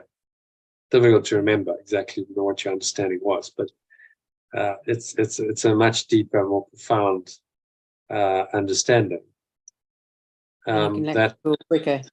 Yeah. Yeah, so I can let go quicker, and it just, I think it just comes now. It's like it's become my default thought system. Right. So you just start, living that way because it's the only thing that makes any sense to you. There's nothing else anymore. The ego still, tries its thing, but largely it's you just look on it and you go, that's just ridiculous. I can't, that whole system is crazy. I can't believe in that anymore. And so you dismiss it quite quickly because you just, once you study and you practice, you understand how the ego works. It starts to make sense to you. And it starts to make sense that the Holy Spirit, an alternative, is a comprehensive, holistic thought system that fits together and that works together. But that's the only thing that makes sense to counter the ego. And so then the choice becomes obvious in any situation. Well, I've got to choose to let it go. And then I do it much more quickly than I used to, because it's like, well, that's the only thing that makes any sense. It's the only thing that's going to work. Yeah. And you've accepted that. And so that's the big part of the mind training is, over and over and over again, he's inculcating this new thought system into our mind, saying, look, this is the only thing that's going to work. And the ego is not going to work. It's never going to work. So don't believe it's going to work. So give it up. Just let it go. It's not real. And it's never going to work.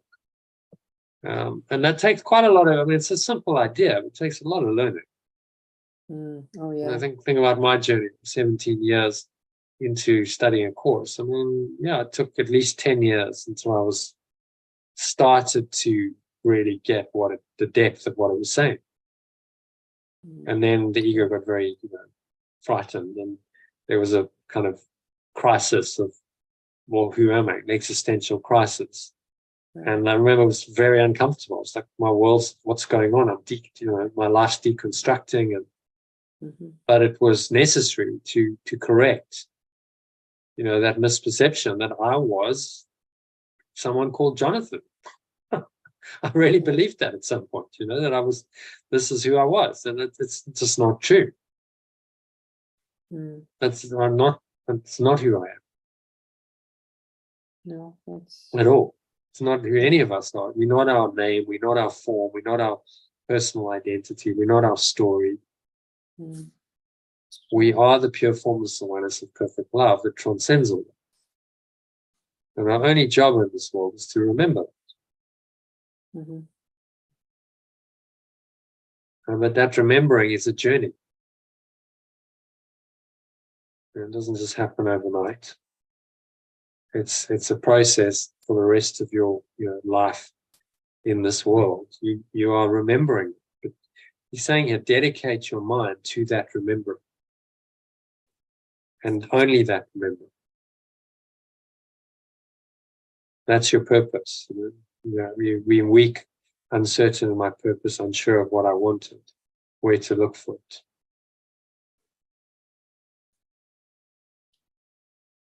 Do I not want to accept the help? And the Holy Spirit's always there to reinterpret the situation for you. Accept that perception. And then you confirm that by sharing it. And the more you share this, you must believe in what you share. How can you be sharing something if you don't believe it? You see how it works. By teaching it and sharing it, giving it, you must say, well, then I accept it. I've received it. And so he's getting us to use that principle of to give is to receive, to help us to really affirm this truth to ourselves. And so the more you give it and the more you share it, the more you affirm in your own mind that it's true and it's real. And it becomes rock solid in your So it becomes your new thought system. What you're really doing is you're reinstalling. It's another thought system, another operating system for your mind. And it needs to become, properly installed, no bugs. So then in the process of reinstalling another operating system. And while you're doing that, there's glitches, and it can be difficult, and there's vacillations. And things aren't always working smoothly. But if you keep doing it, you entrench that. It's like, okay, this becomes your new default operating system. You go to that.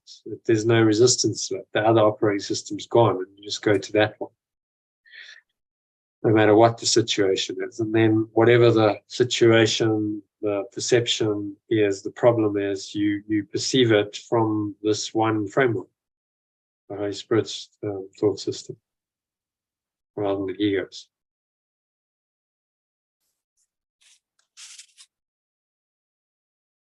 Okay. So any other thoughts on number 10? Did you summarize it? Maybe briefly, did you summarize it? Yeah. Okay. And you did as well. Okay. So happy with that? Yeah, very good. So number 11. No one who truly seeks the peace of perfect love can fail to find it. For I merely ask that I deceive myself no longer by denying myself what is pure formless awareness of perfect love's will. Who can remain unsatisfied who asks for what they have that they have already? Who could be unanswered who requests an answer which is theirs to give? The peace of perfect love is mine.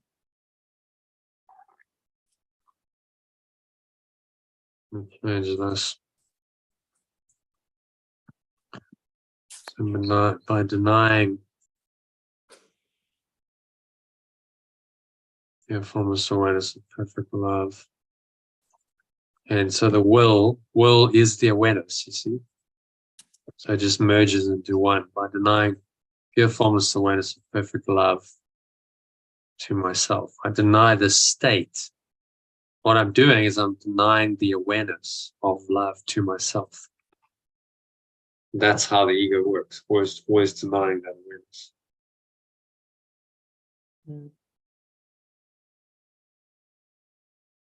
Yeah, it is. You can remain unsatisfied as for what they have already. It could be answers you request an answer which is theirs to give. It could be unanswered. Peace of perfect love is mine. Or what's he saying in this one? Well, that, no one can fail to find this piece of perfect love because it's ours. It's our inheritance. We can't deceive ourselves any longer and deny this, what belongs to us, the pure formless awareness.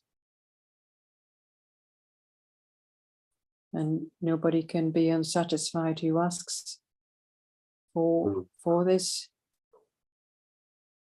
And who could be unanswered, who requests an answer. It's there to be remain unsatisfied who asks for what they have already. It's quite funny, isn't it? Yeah. So you have it already. You think you don't, but you already have it. So if you ask for what you have already, how can you fail to have it? That which you ask for. Yeah, it is. Which means it's a done deal. Your enlightenment, your awakening, your peace of mind is a done deal because you already have it. You just haven't realized it. And it's in this holy instant, this holy moment. You have it right now. That's always the mystics understand that. When they finally get it, they're like, oh my God, this is a joke. Because actually, I've had it all along, but I thought I didn't have it. That's why in the Zen tradition, it's enlightenment is a joke. Because you realize the joke's been on me the whole time. I've had it all along, but I thought I haven't had it, and I've been seeking it. desperately outside of myself in all these other forms. And of course, none of that's worked. No. And I've had it all along. It's right here. I mean, what could we, it's crazy. It's laughable. The joke's been on me. It's been there all along. But the ego is so, it's just so strong, isn't it? It's, you know, it's really persistent. Like it really... what's covered it over? You see, because we've given our minds to the illusion, we've made that seemingly powerful. And so then we cover over the pure formless awareness of perfect love. And it seems not to be there. It's been now replaced by, you know, this other thought system and a whole world of illusion. Oh my God, goodness, look at what we've invented. It's extraordinary, the power of our minds. But that doesn't mean that pure formless awareness isn't there. It's still there. Just forgotten it. Yeah. It's just the remembering of, you know, what you already have. And that's all that enlightenment is. Just remember what you already have. How difficult can that be? Apparently quite difficult, because the ego is very strong. So it blocks that remember. But, you know, the spiritual practice will ultimately clear all of the blocks and help you to remember fully. That's the promise. Just keep practicing, and that's the purpose of your life.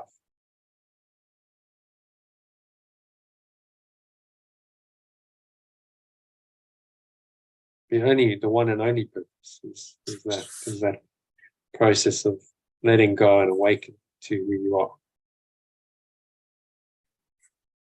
The peace of perfect love is mine. A lovely statement. It's already mine. It's mine. I claim it now. You know, I experience it now. So that's why the peace of perfect love is mine. That's why I chose the lesson. For I want the peace of God to. I have the peace of perfect love. Now.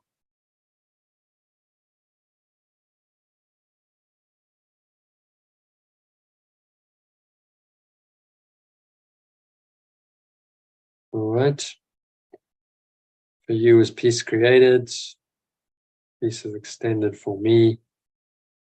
Peace is extended for me, given me by its source and established as its own eternal gift.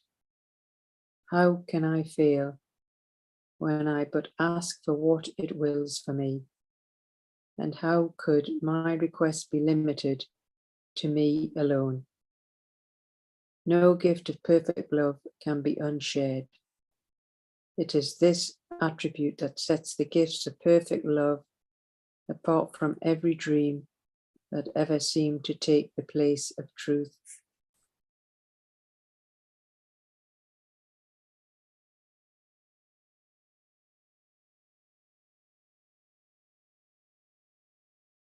And what's he saying in this one? Peace is extended to me and, well, everybody. And it's been given to me by its source as its own eternal gift. And how can we feel? And all I need to do is ask for what it actually wills for me. And how can my request be limited to me alone? It's a gift for everybody. No gift of perfect love can be unshared. We are all one in this perfect love.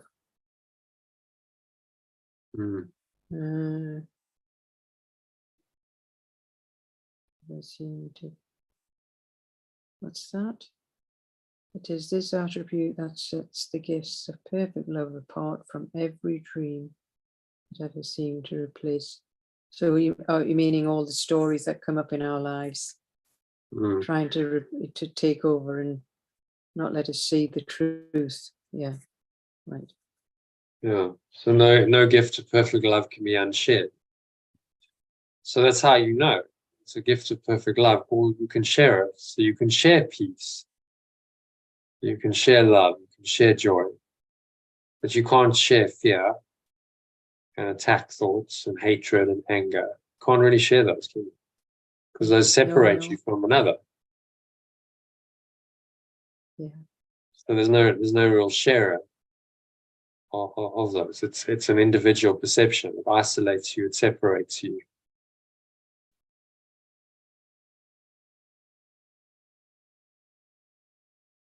There's no, you can't extend those and share those and give those.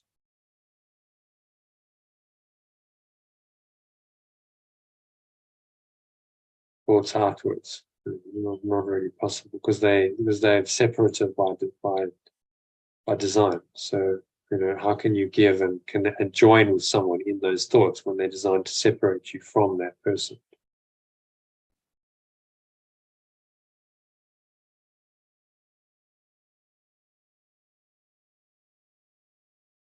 All right. So number 13. No one can lose and everyone must gain whenever any gift of perfect love has been requested and received by anyone. Pure formless awareness of perfect love is only to unite. To take away it is meaningless to perfect love. And when it is as meaningless to me, I can be sure I share one awareness with it and it with me. And I will also know I share one will with all my companions, whose intent is mine. Yeah, one awareness. So One all awareness. my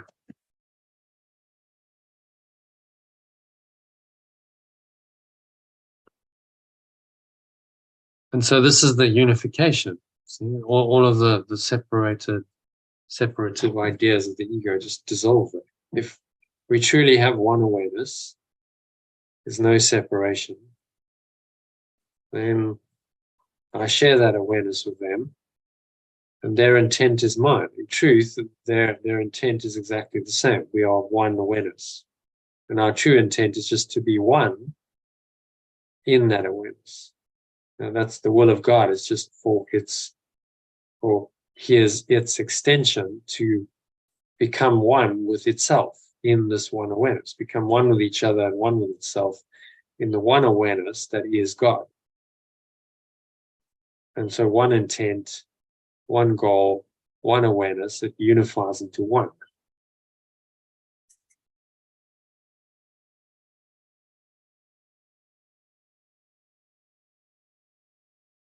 Okay, so thoughts on number 13?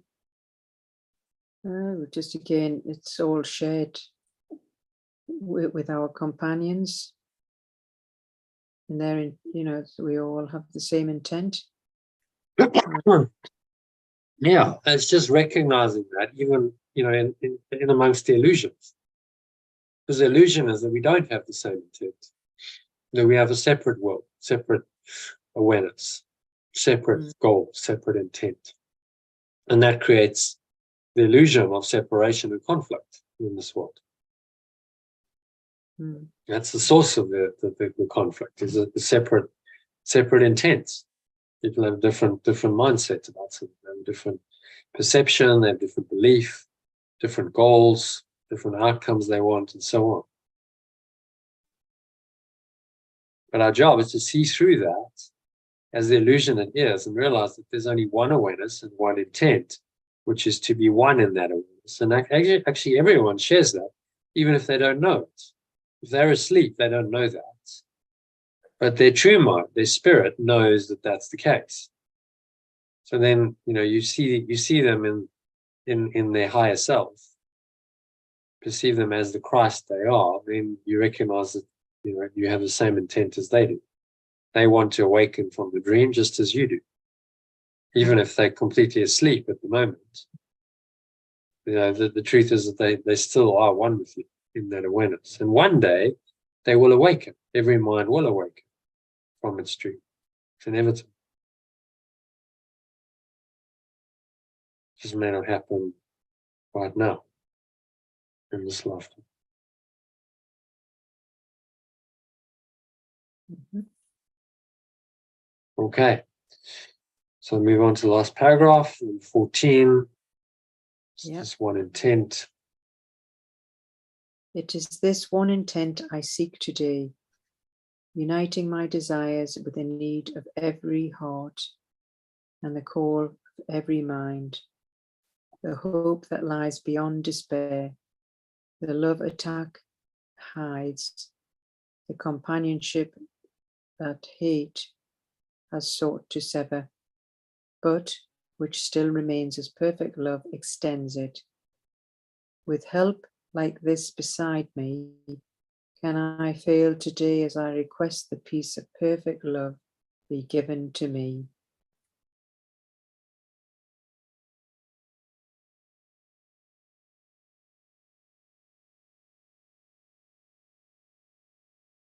Yeah. So nice ending on a question. Yeah. Well, we have all I one intent. I'm asking for what I already have. Yeah. We just need to return back to what we already have. Mm. And just reminding ourselves that I already have it. When the illusion that I don't have it is prevalent in my mind, so I've got to remind myself, no, I already have it. It's underneath the illusion. So if I can let go of that illusion in my mind, then this deeper peace will reveal itself. Let go of the blocks to the awareness of love's presence, and then love's presence reveals itself, and then love's presence or awareness, you will experience peace, because that's what love is. Love does, helps you experience peace and joy. So again, it's very, very simple, very straightforward. It's not rocket science. There's no mystery. It's just, can you do this repeatedly, over and over and over again? You rinse and repeat. So washing your hair multiple times if your hair is really dirty. Rinse and repeat, and again, until all of the dirt is gone and the grime is gone, and it's sparkling and clean and new. And that's what we're doing with our mind. Rinse and repeat over and over and over again. Daily, hourly, minute by minute, moment by moment. And that becomes our practice and our dedication to the way, the truth, and the life. And the benefit of awakening to who we are is that we will experience a lot of peace while we're here. Our dream becomes a lot more peaceful, a lot happier, a lot more functional, and just much, much more pleasant than it ever was. Yeah. In preparation for the final, letting go of the body and merging back into pure formless awareness. But the closer you get to that state, the more peaceful you become, and the easier your life experience becomes.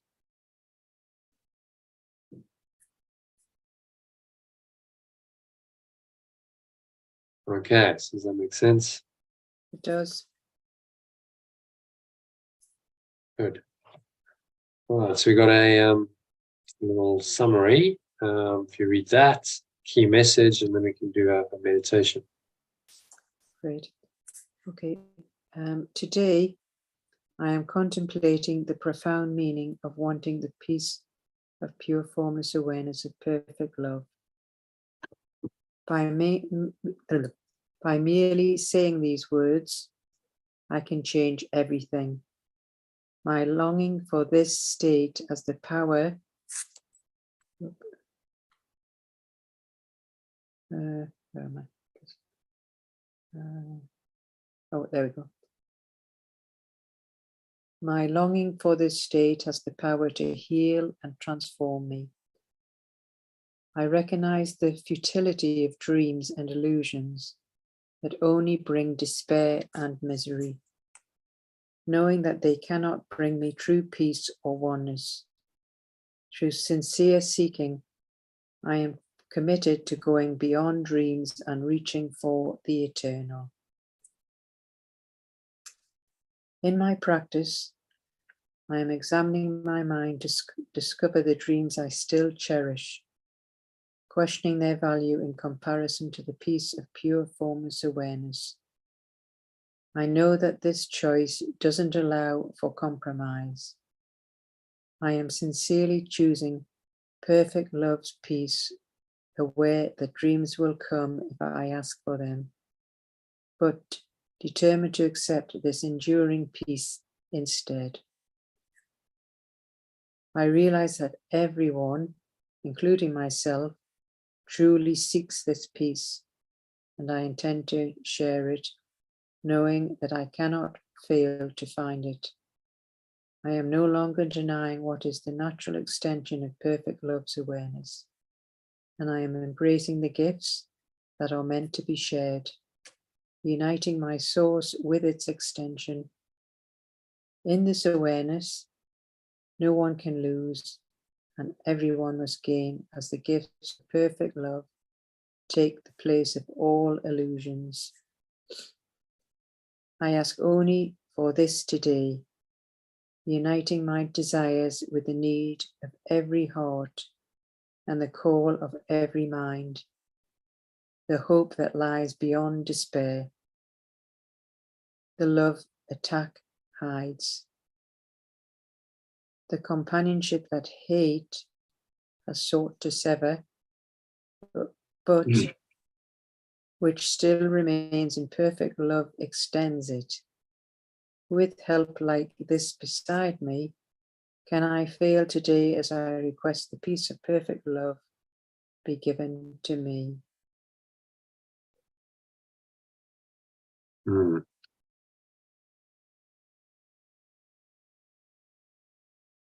So a nice summary, really the key message, just sums it all up in one short paragraph. So read that. I reflect on the profound peace of perfect love, recognizing the emptiness of illusions and seeking only what is eternal. I perceive my dreams with fresh eyes and choose peace without compromise. With the unwavering support of the remembrance of perfect love, I embrace peace, love, and unity, and extend these to my companions, confident that I cannot fail in this request.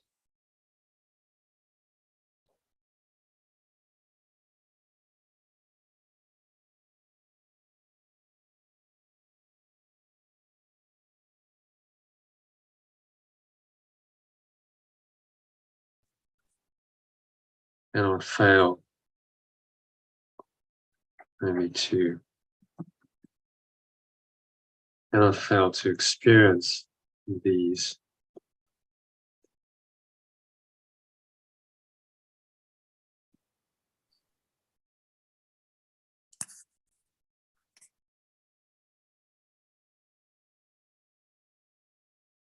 Higher states. Because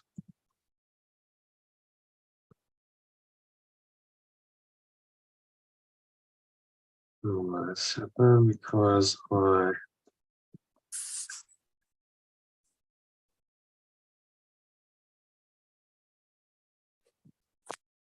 already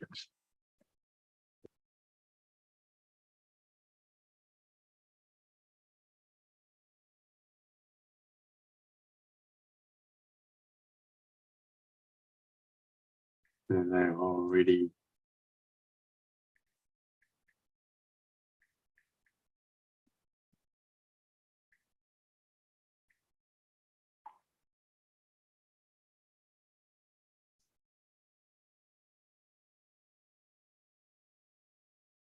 right. So I'm support of the members of love, embrace peace, love, and unity, and extend these to my companions. Confident I cannot fail to experience.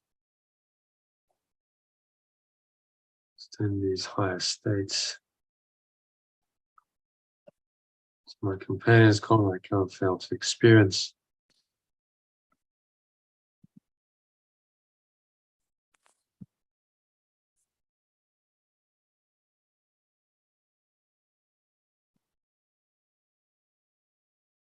because they are already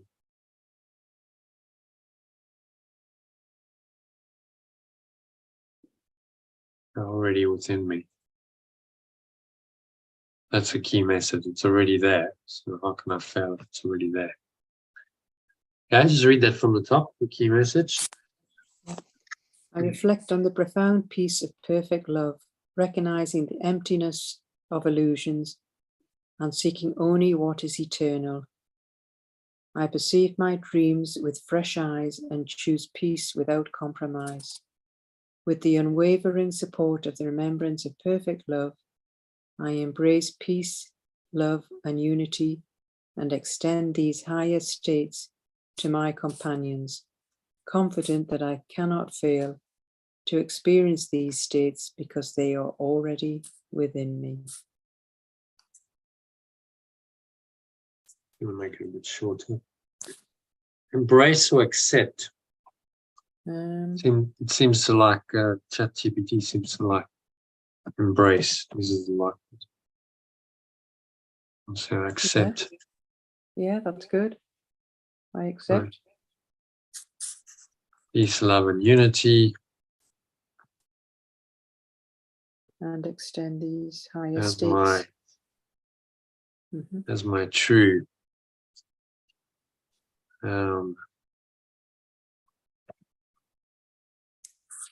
awareness, and extend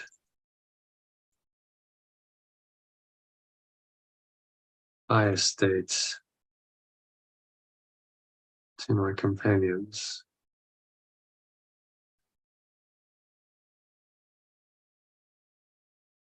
And to everyone. Confident that I cannot fail to experience these states because they are already within me.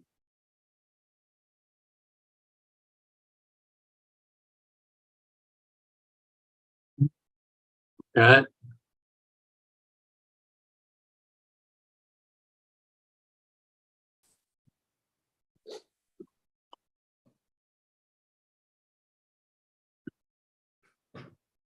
So, shall we do a meditation on this? All right. And I'm assuming you probably don't want to do text tonight. No, I'm going to have because it's 9:15 already. So. Yeah, I think I'm just going to look at the skylight. Just meditate, Yeah. And it's just I've got a lovely view. Yeah. I might go and appreciate that. Okay. Did you want to do a meditation while you do that? Yeah. I'll just sit in there where the sky is. Yeah, that'd be good actually. Appreciate that. Okay. Oh, is it still light up there? It's dark here. Yeah, there's a little bit. But there's dark. It's looking quite mystique because it's all countryside. There's not a single house or a car in sight, which is nice to see. There's some dark clouds. It's rather mystique. Oh, okay. But you're in the middle of Newcastle. Yeah, I'm actually on a big busy roundabout, but I'm in the back of the hotel, and it's a beautiful green and trees and countryside. So I've got a nice room. So I'm appreciating the view. Yeah. Good. Okay. So let's get yourself comfortable. Yeah. Right. I'll just mute there. Meditation in a minute.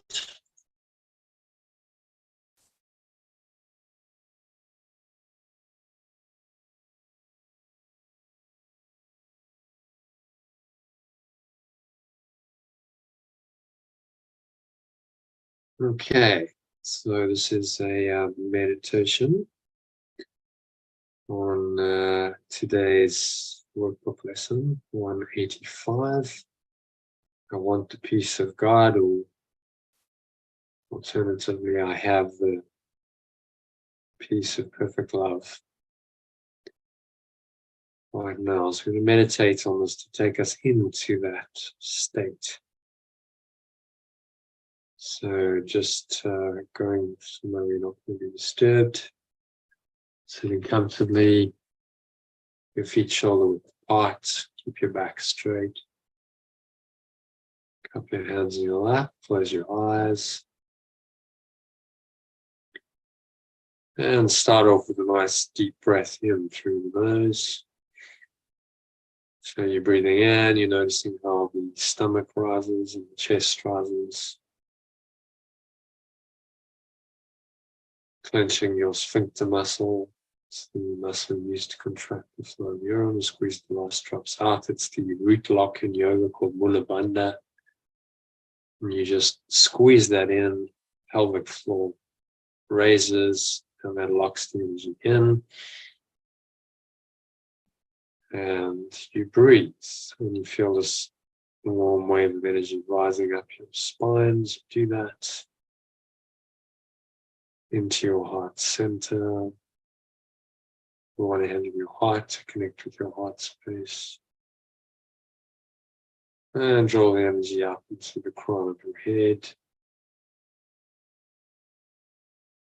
That's a maximum.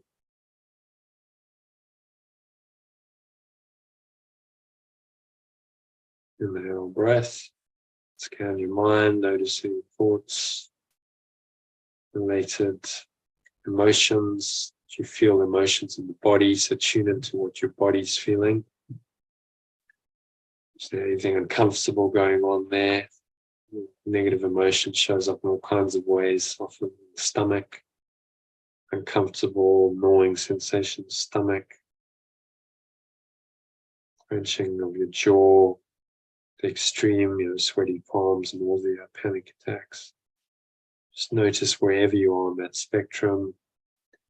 It's fairly minor intrusions of discomfort.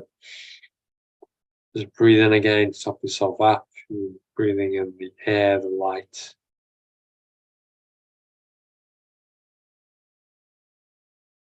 Of true awareness. Slowly breathing in, the light of true awareness.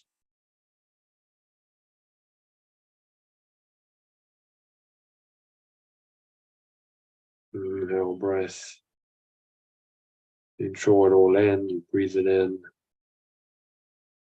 Remind yourself that I have the peace of perfect love right now. I don't need to seek it, it's already there, I just need to claim it. And everything else is therefore an illusion. So you exhale and just blow out.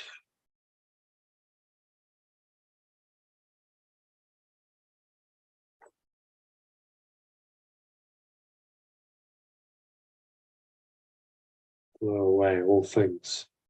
Nothingness they really are. It's going, gone. All those stomach into the spine, expel the last remaining air out.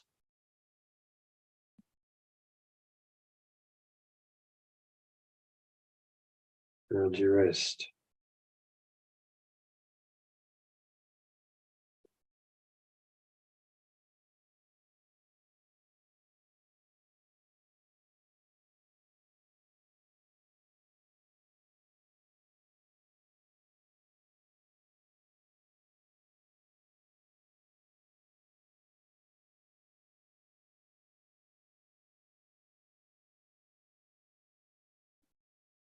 Exhale it all out. Look at dark smoke, black smoke you can visualize leaving you. It's going, gone. Say, I have the peace of perfect love right now. Rest here for a few moments in this deep peace and stillness. A gap between breaths, you can experience pure formless awareness of perfect love. So, a gap in mind.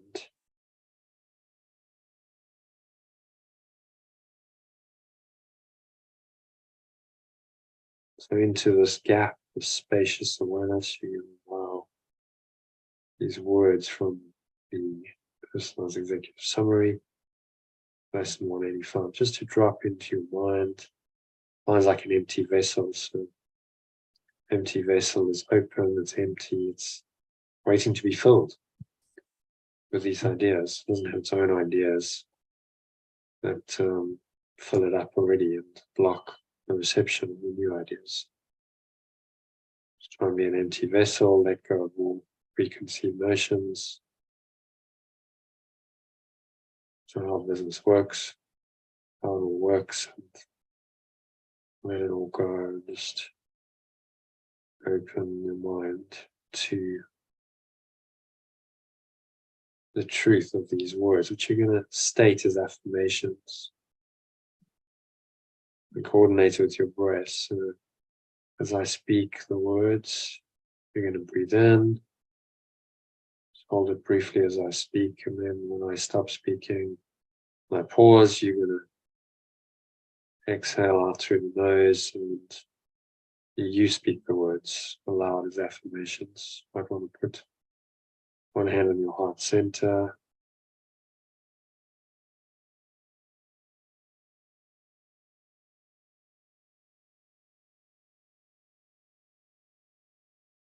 And so just get into a nice rhythm of breathing, and then pausing, listening, and then speaking.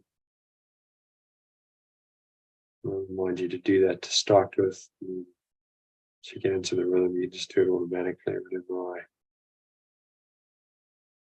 whenever I pause.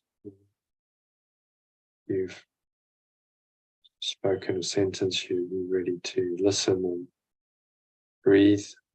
So let's practice that now. Breathe in and listen to these words from Personality Executive Summary, Lesson 185. So today, I contemplate the profound meaning of wanting peace, of perfect love. And exhale as you speak those words. Today I contemplate.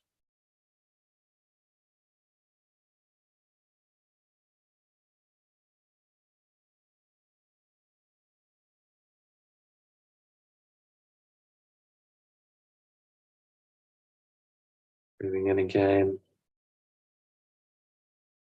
Full deep maximal inhale breath. Fill yourself up. Hold the breath. So listen. So by merely saying these words, I can change everything.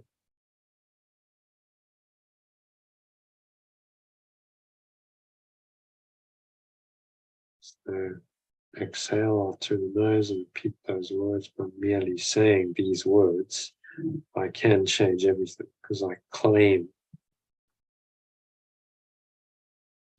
this state for myself. My longing for this state, you breathe in again, has the power to heal and transform me.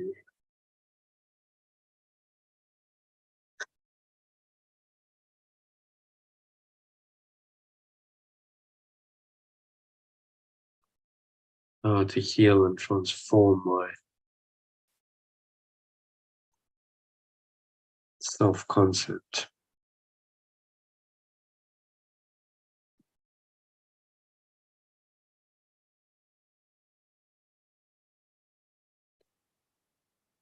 Breathing in again. I recognize the utility of dreams and illusions that can only bring despair. Exhale out through the nose as you repeat those.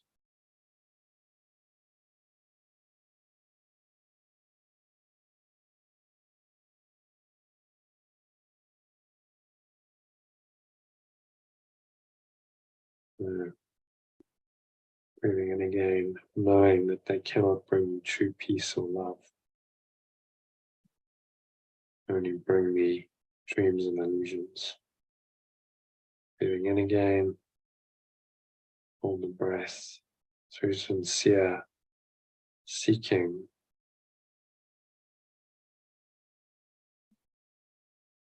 I'm committed to going beyond dreams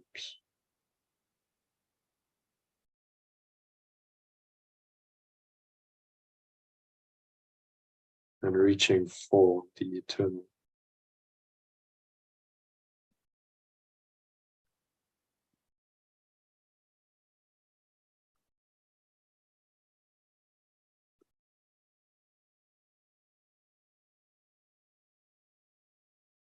So in my practice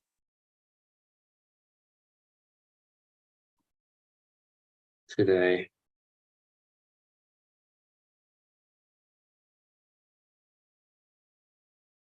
I examine my mind to discover the dreams I still cherish.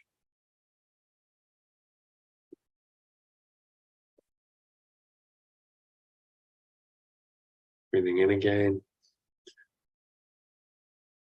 questioning their value in comparison to the peace, pure, formless awareness. And exhale as you speak, rise.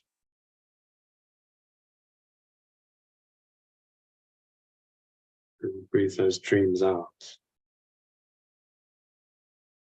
The breeze of your breath into the nothingness they really are.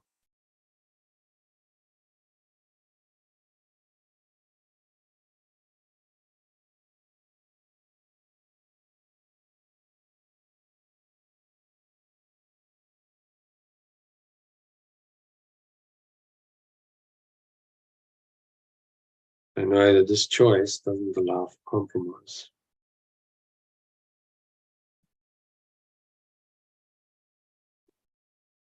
Breathing in again.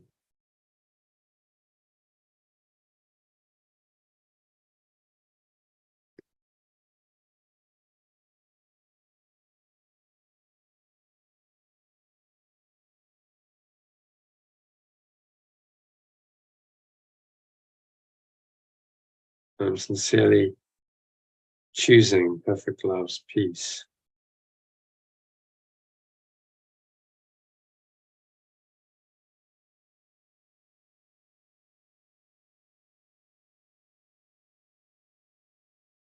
Where the dreams will come if I ask for them.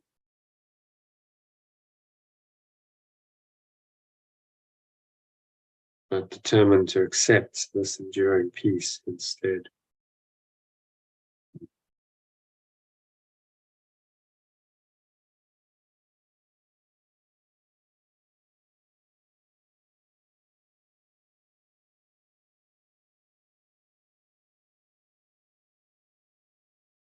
Breathing in, always hold the breath. I realize that everyone, including myself, truly seeks this peace.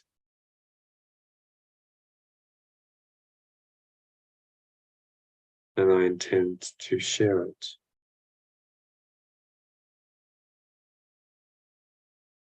Knowing that I cannot fail to experience it when I do so.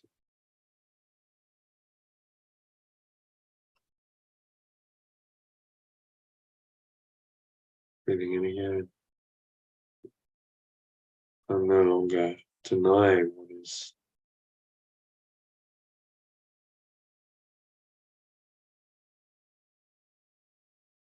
A natural extension of perfect love's awareness.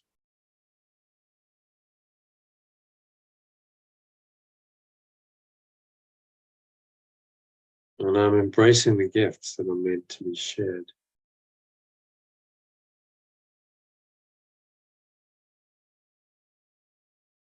Uniting my source with its extension.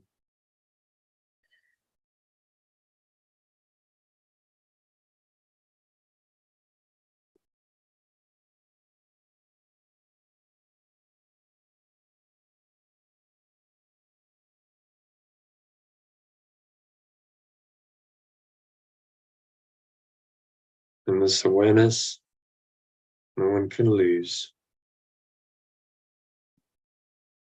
And everyone must gain.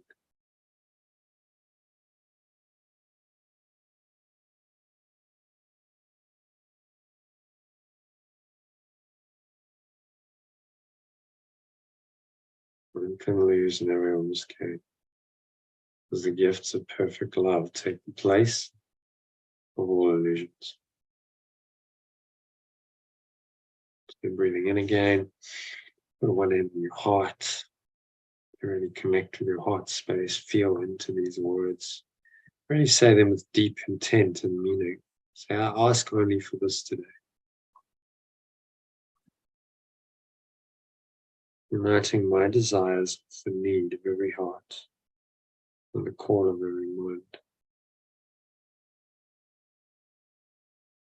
Just for awakening the hope that lies beyond despair.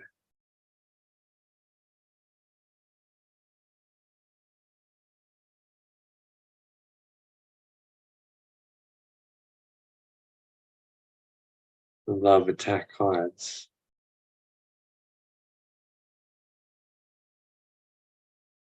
The companionship that hate has sought to sever.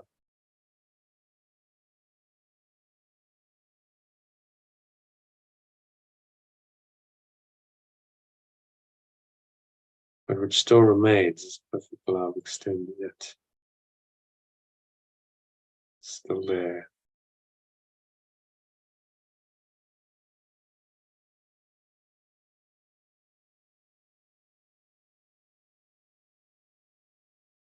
With help like this beside me, and I fail today as I request the peace of perfect love given to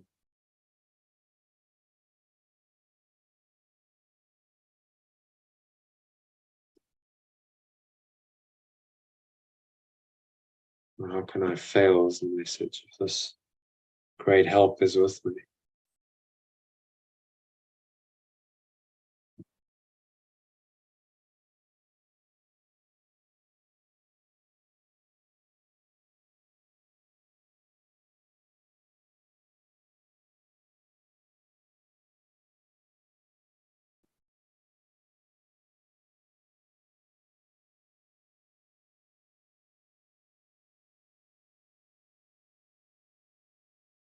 So the key message, again, breathing in. I reflect on the profound peace of perfect love.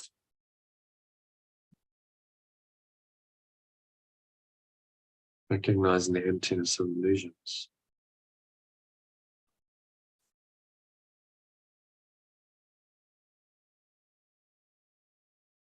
And seeking only what is eternal.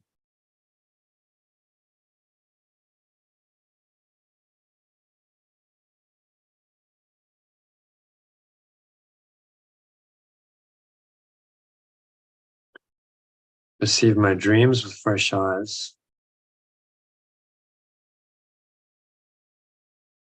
And choose peace without compromise.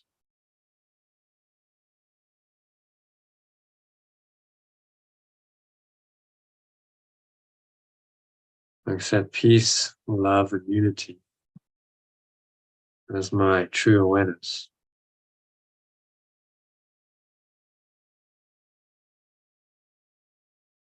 With the help and remembrance of perfect love.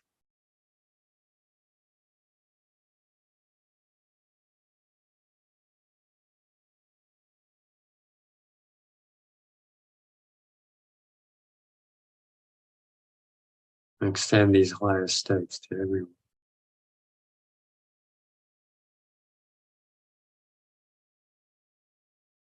Confident that I cannot fail to experience these states because they are already within me. So just sink into that knowledge, because it is knowledge, that peace is ready in you. Love, peace, joy, it's all there. It's underneath your ego's awareness. It's the ground of being you've always been aware of it.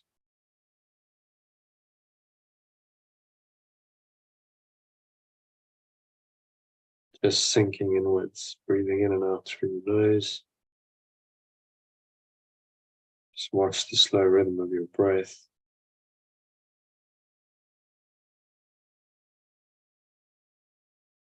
And the breath flowing into the nostril and out of the nostrils.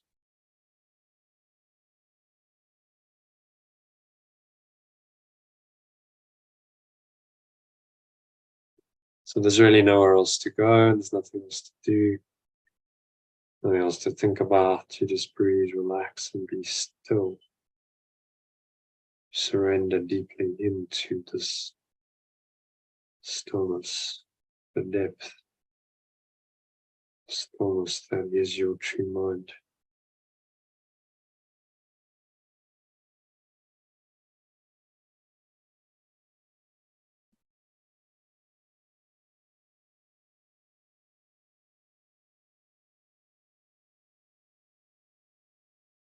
And there's nowhere else to go.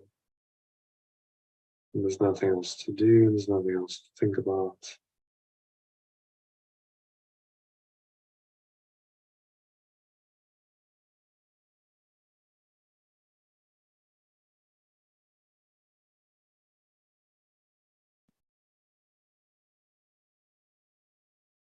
Any thoughts come up, arise to seem to block this deep state of peace.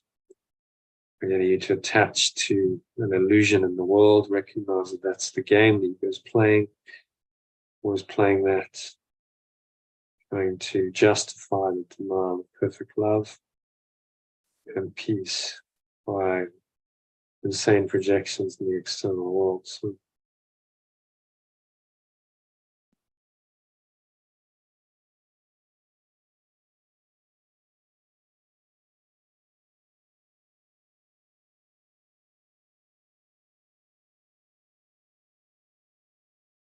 just blow away any of those distracting thoughts.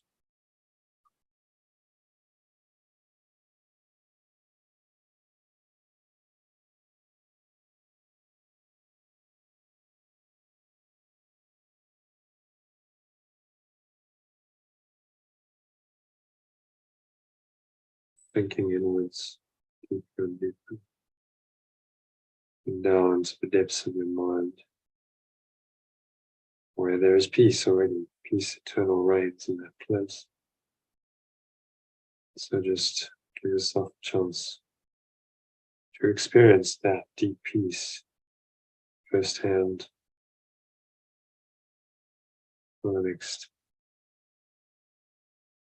couple of minutes of deep contemplative silence. There's nowhere else to go, nothing else to do.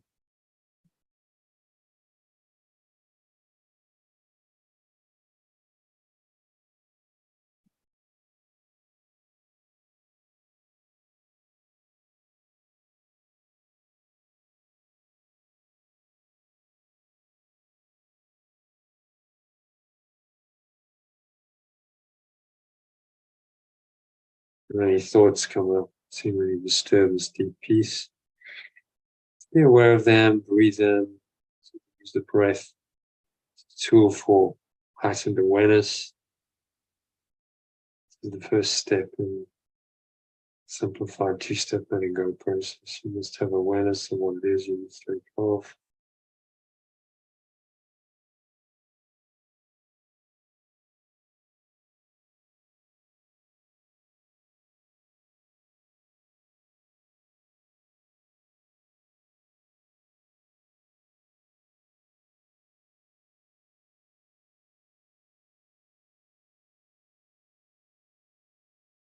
You just exhale. And you blow out any thoughts, emotions that seem to contradict that. Like dark clouds, measurements like dark clouds leaving you. The breeze of your breath, and you expel them out, and the clouds just blow away. Reveal the blue sky beyond it. It's always there. Clouds can't really touch that reality at all. The same way as cloud patterns of your thoughts and emotions can't really touch the reality of pure formless awareness, perfect love.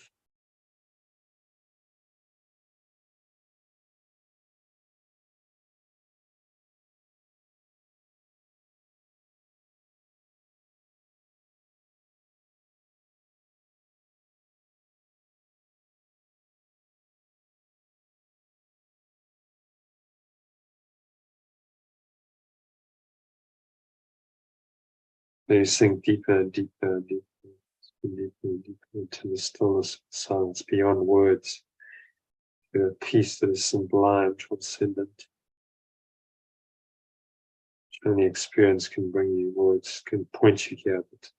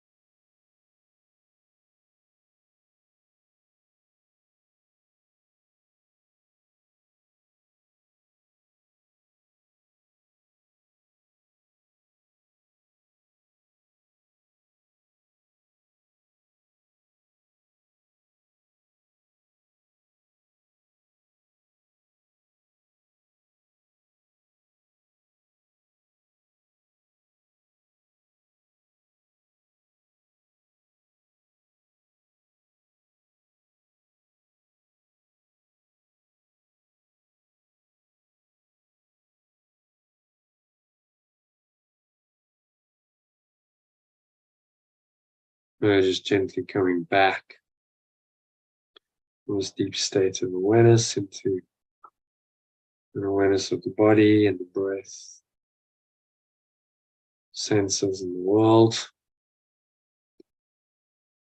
Now on the count of 3, you're going to open your eyes. So 1, just breathing in. Noticing how the stomach rises and the chest rises. And the subtle flow of air in through the nostrils. Clench your sphincter muscle, lock the energy in. Feel the energy drawing up the spine into your heart center. Put one hand on your heart. Connect with your heart space and breathe.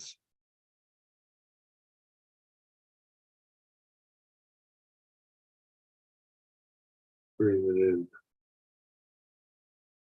And scan your mind. Long energy all the way up into the crown of your head.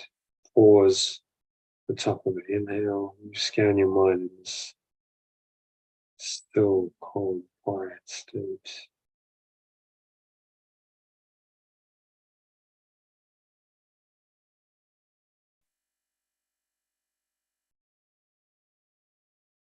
So acknowledge anything that is at all untoward, negative, limiting, contracted, constricting in any way.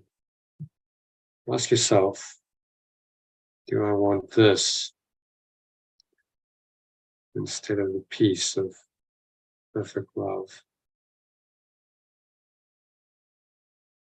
State of pure formless awareness and peace of perfect love. Do I really want this instead? The answer is surely obvious, so just let it go. You don't want it. Willing to let it go. Use the breeze of your breath to help you just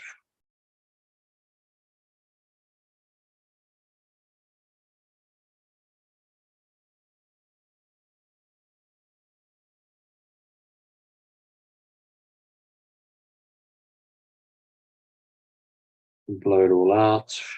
The breeze of your breath, exhaling it. It's going, gone. A dark cloud cannot obscure your vision. And you rest again in sunlight.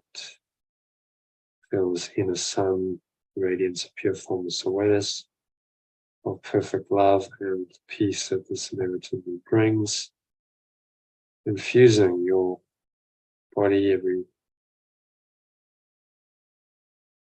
pore, every soul, every muscle, every part of your mind, more importantly.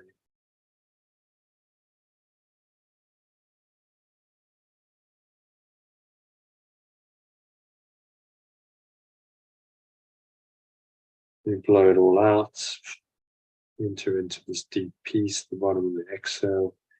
A few moments you just savor this, relish the peace, anchor this state in, so you can stay in this peace by choice the rest of the evening and on into tomorrow. So this ends.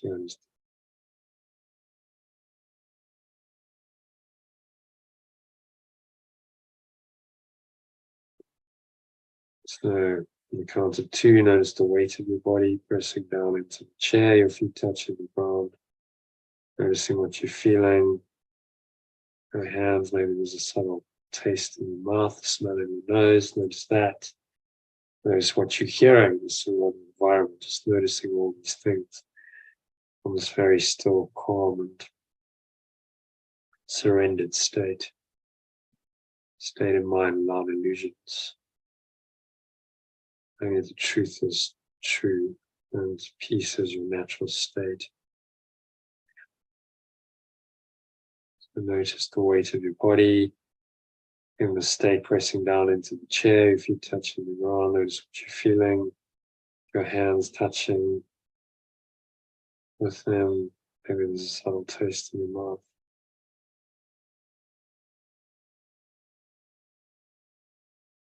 Smell in your nose as you breathe in. Notice all of this.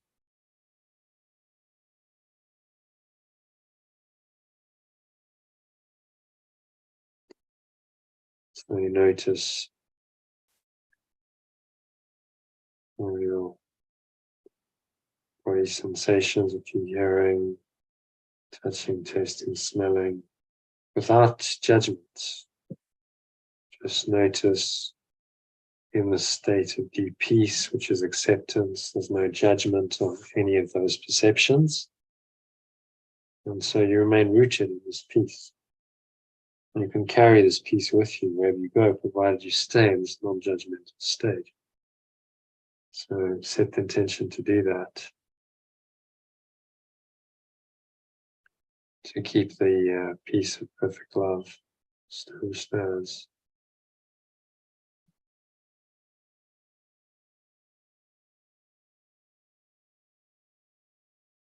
So finally, count to 3, open your eyes. Just look around.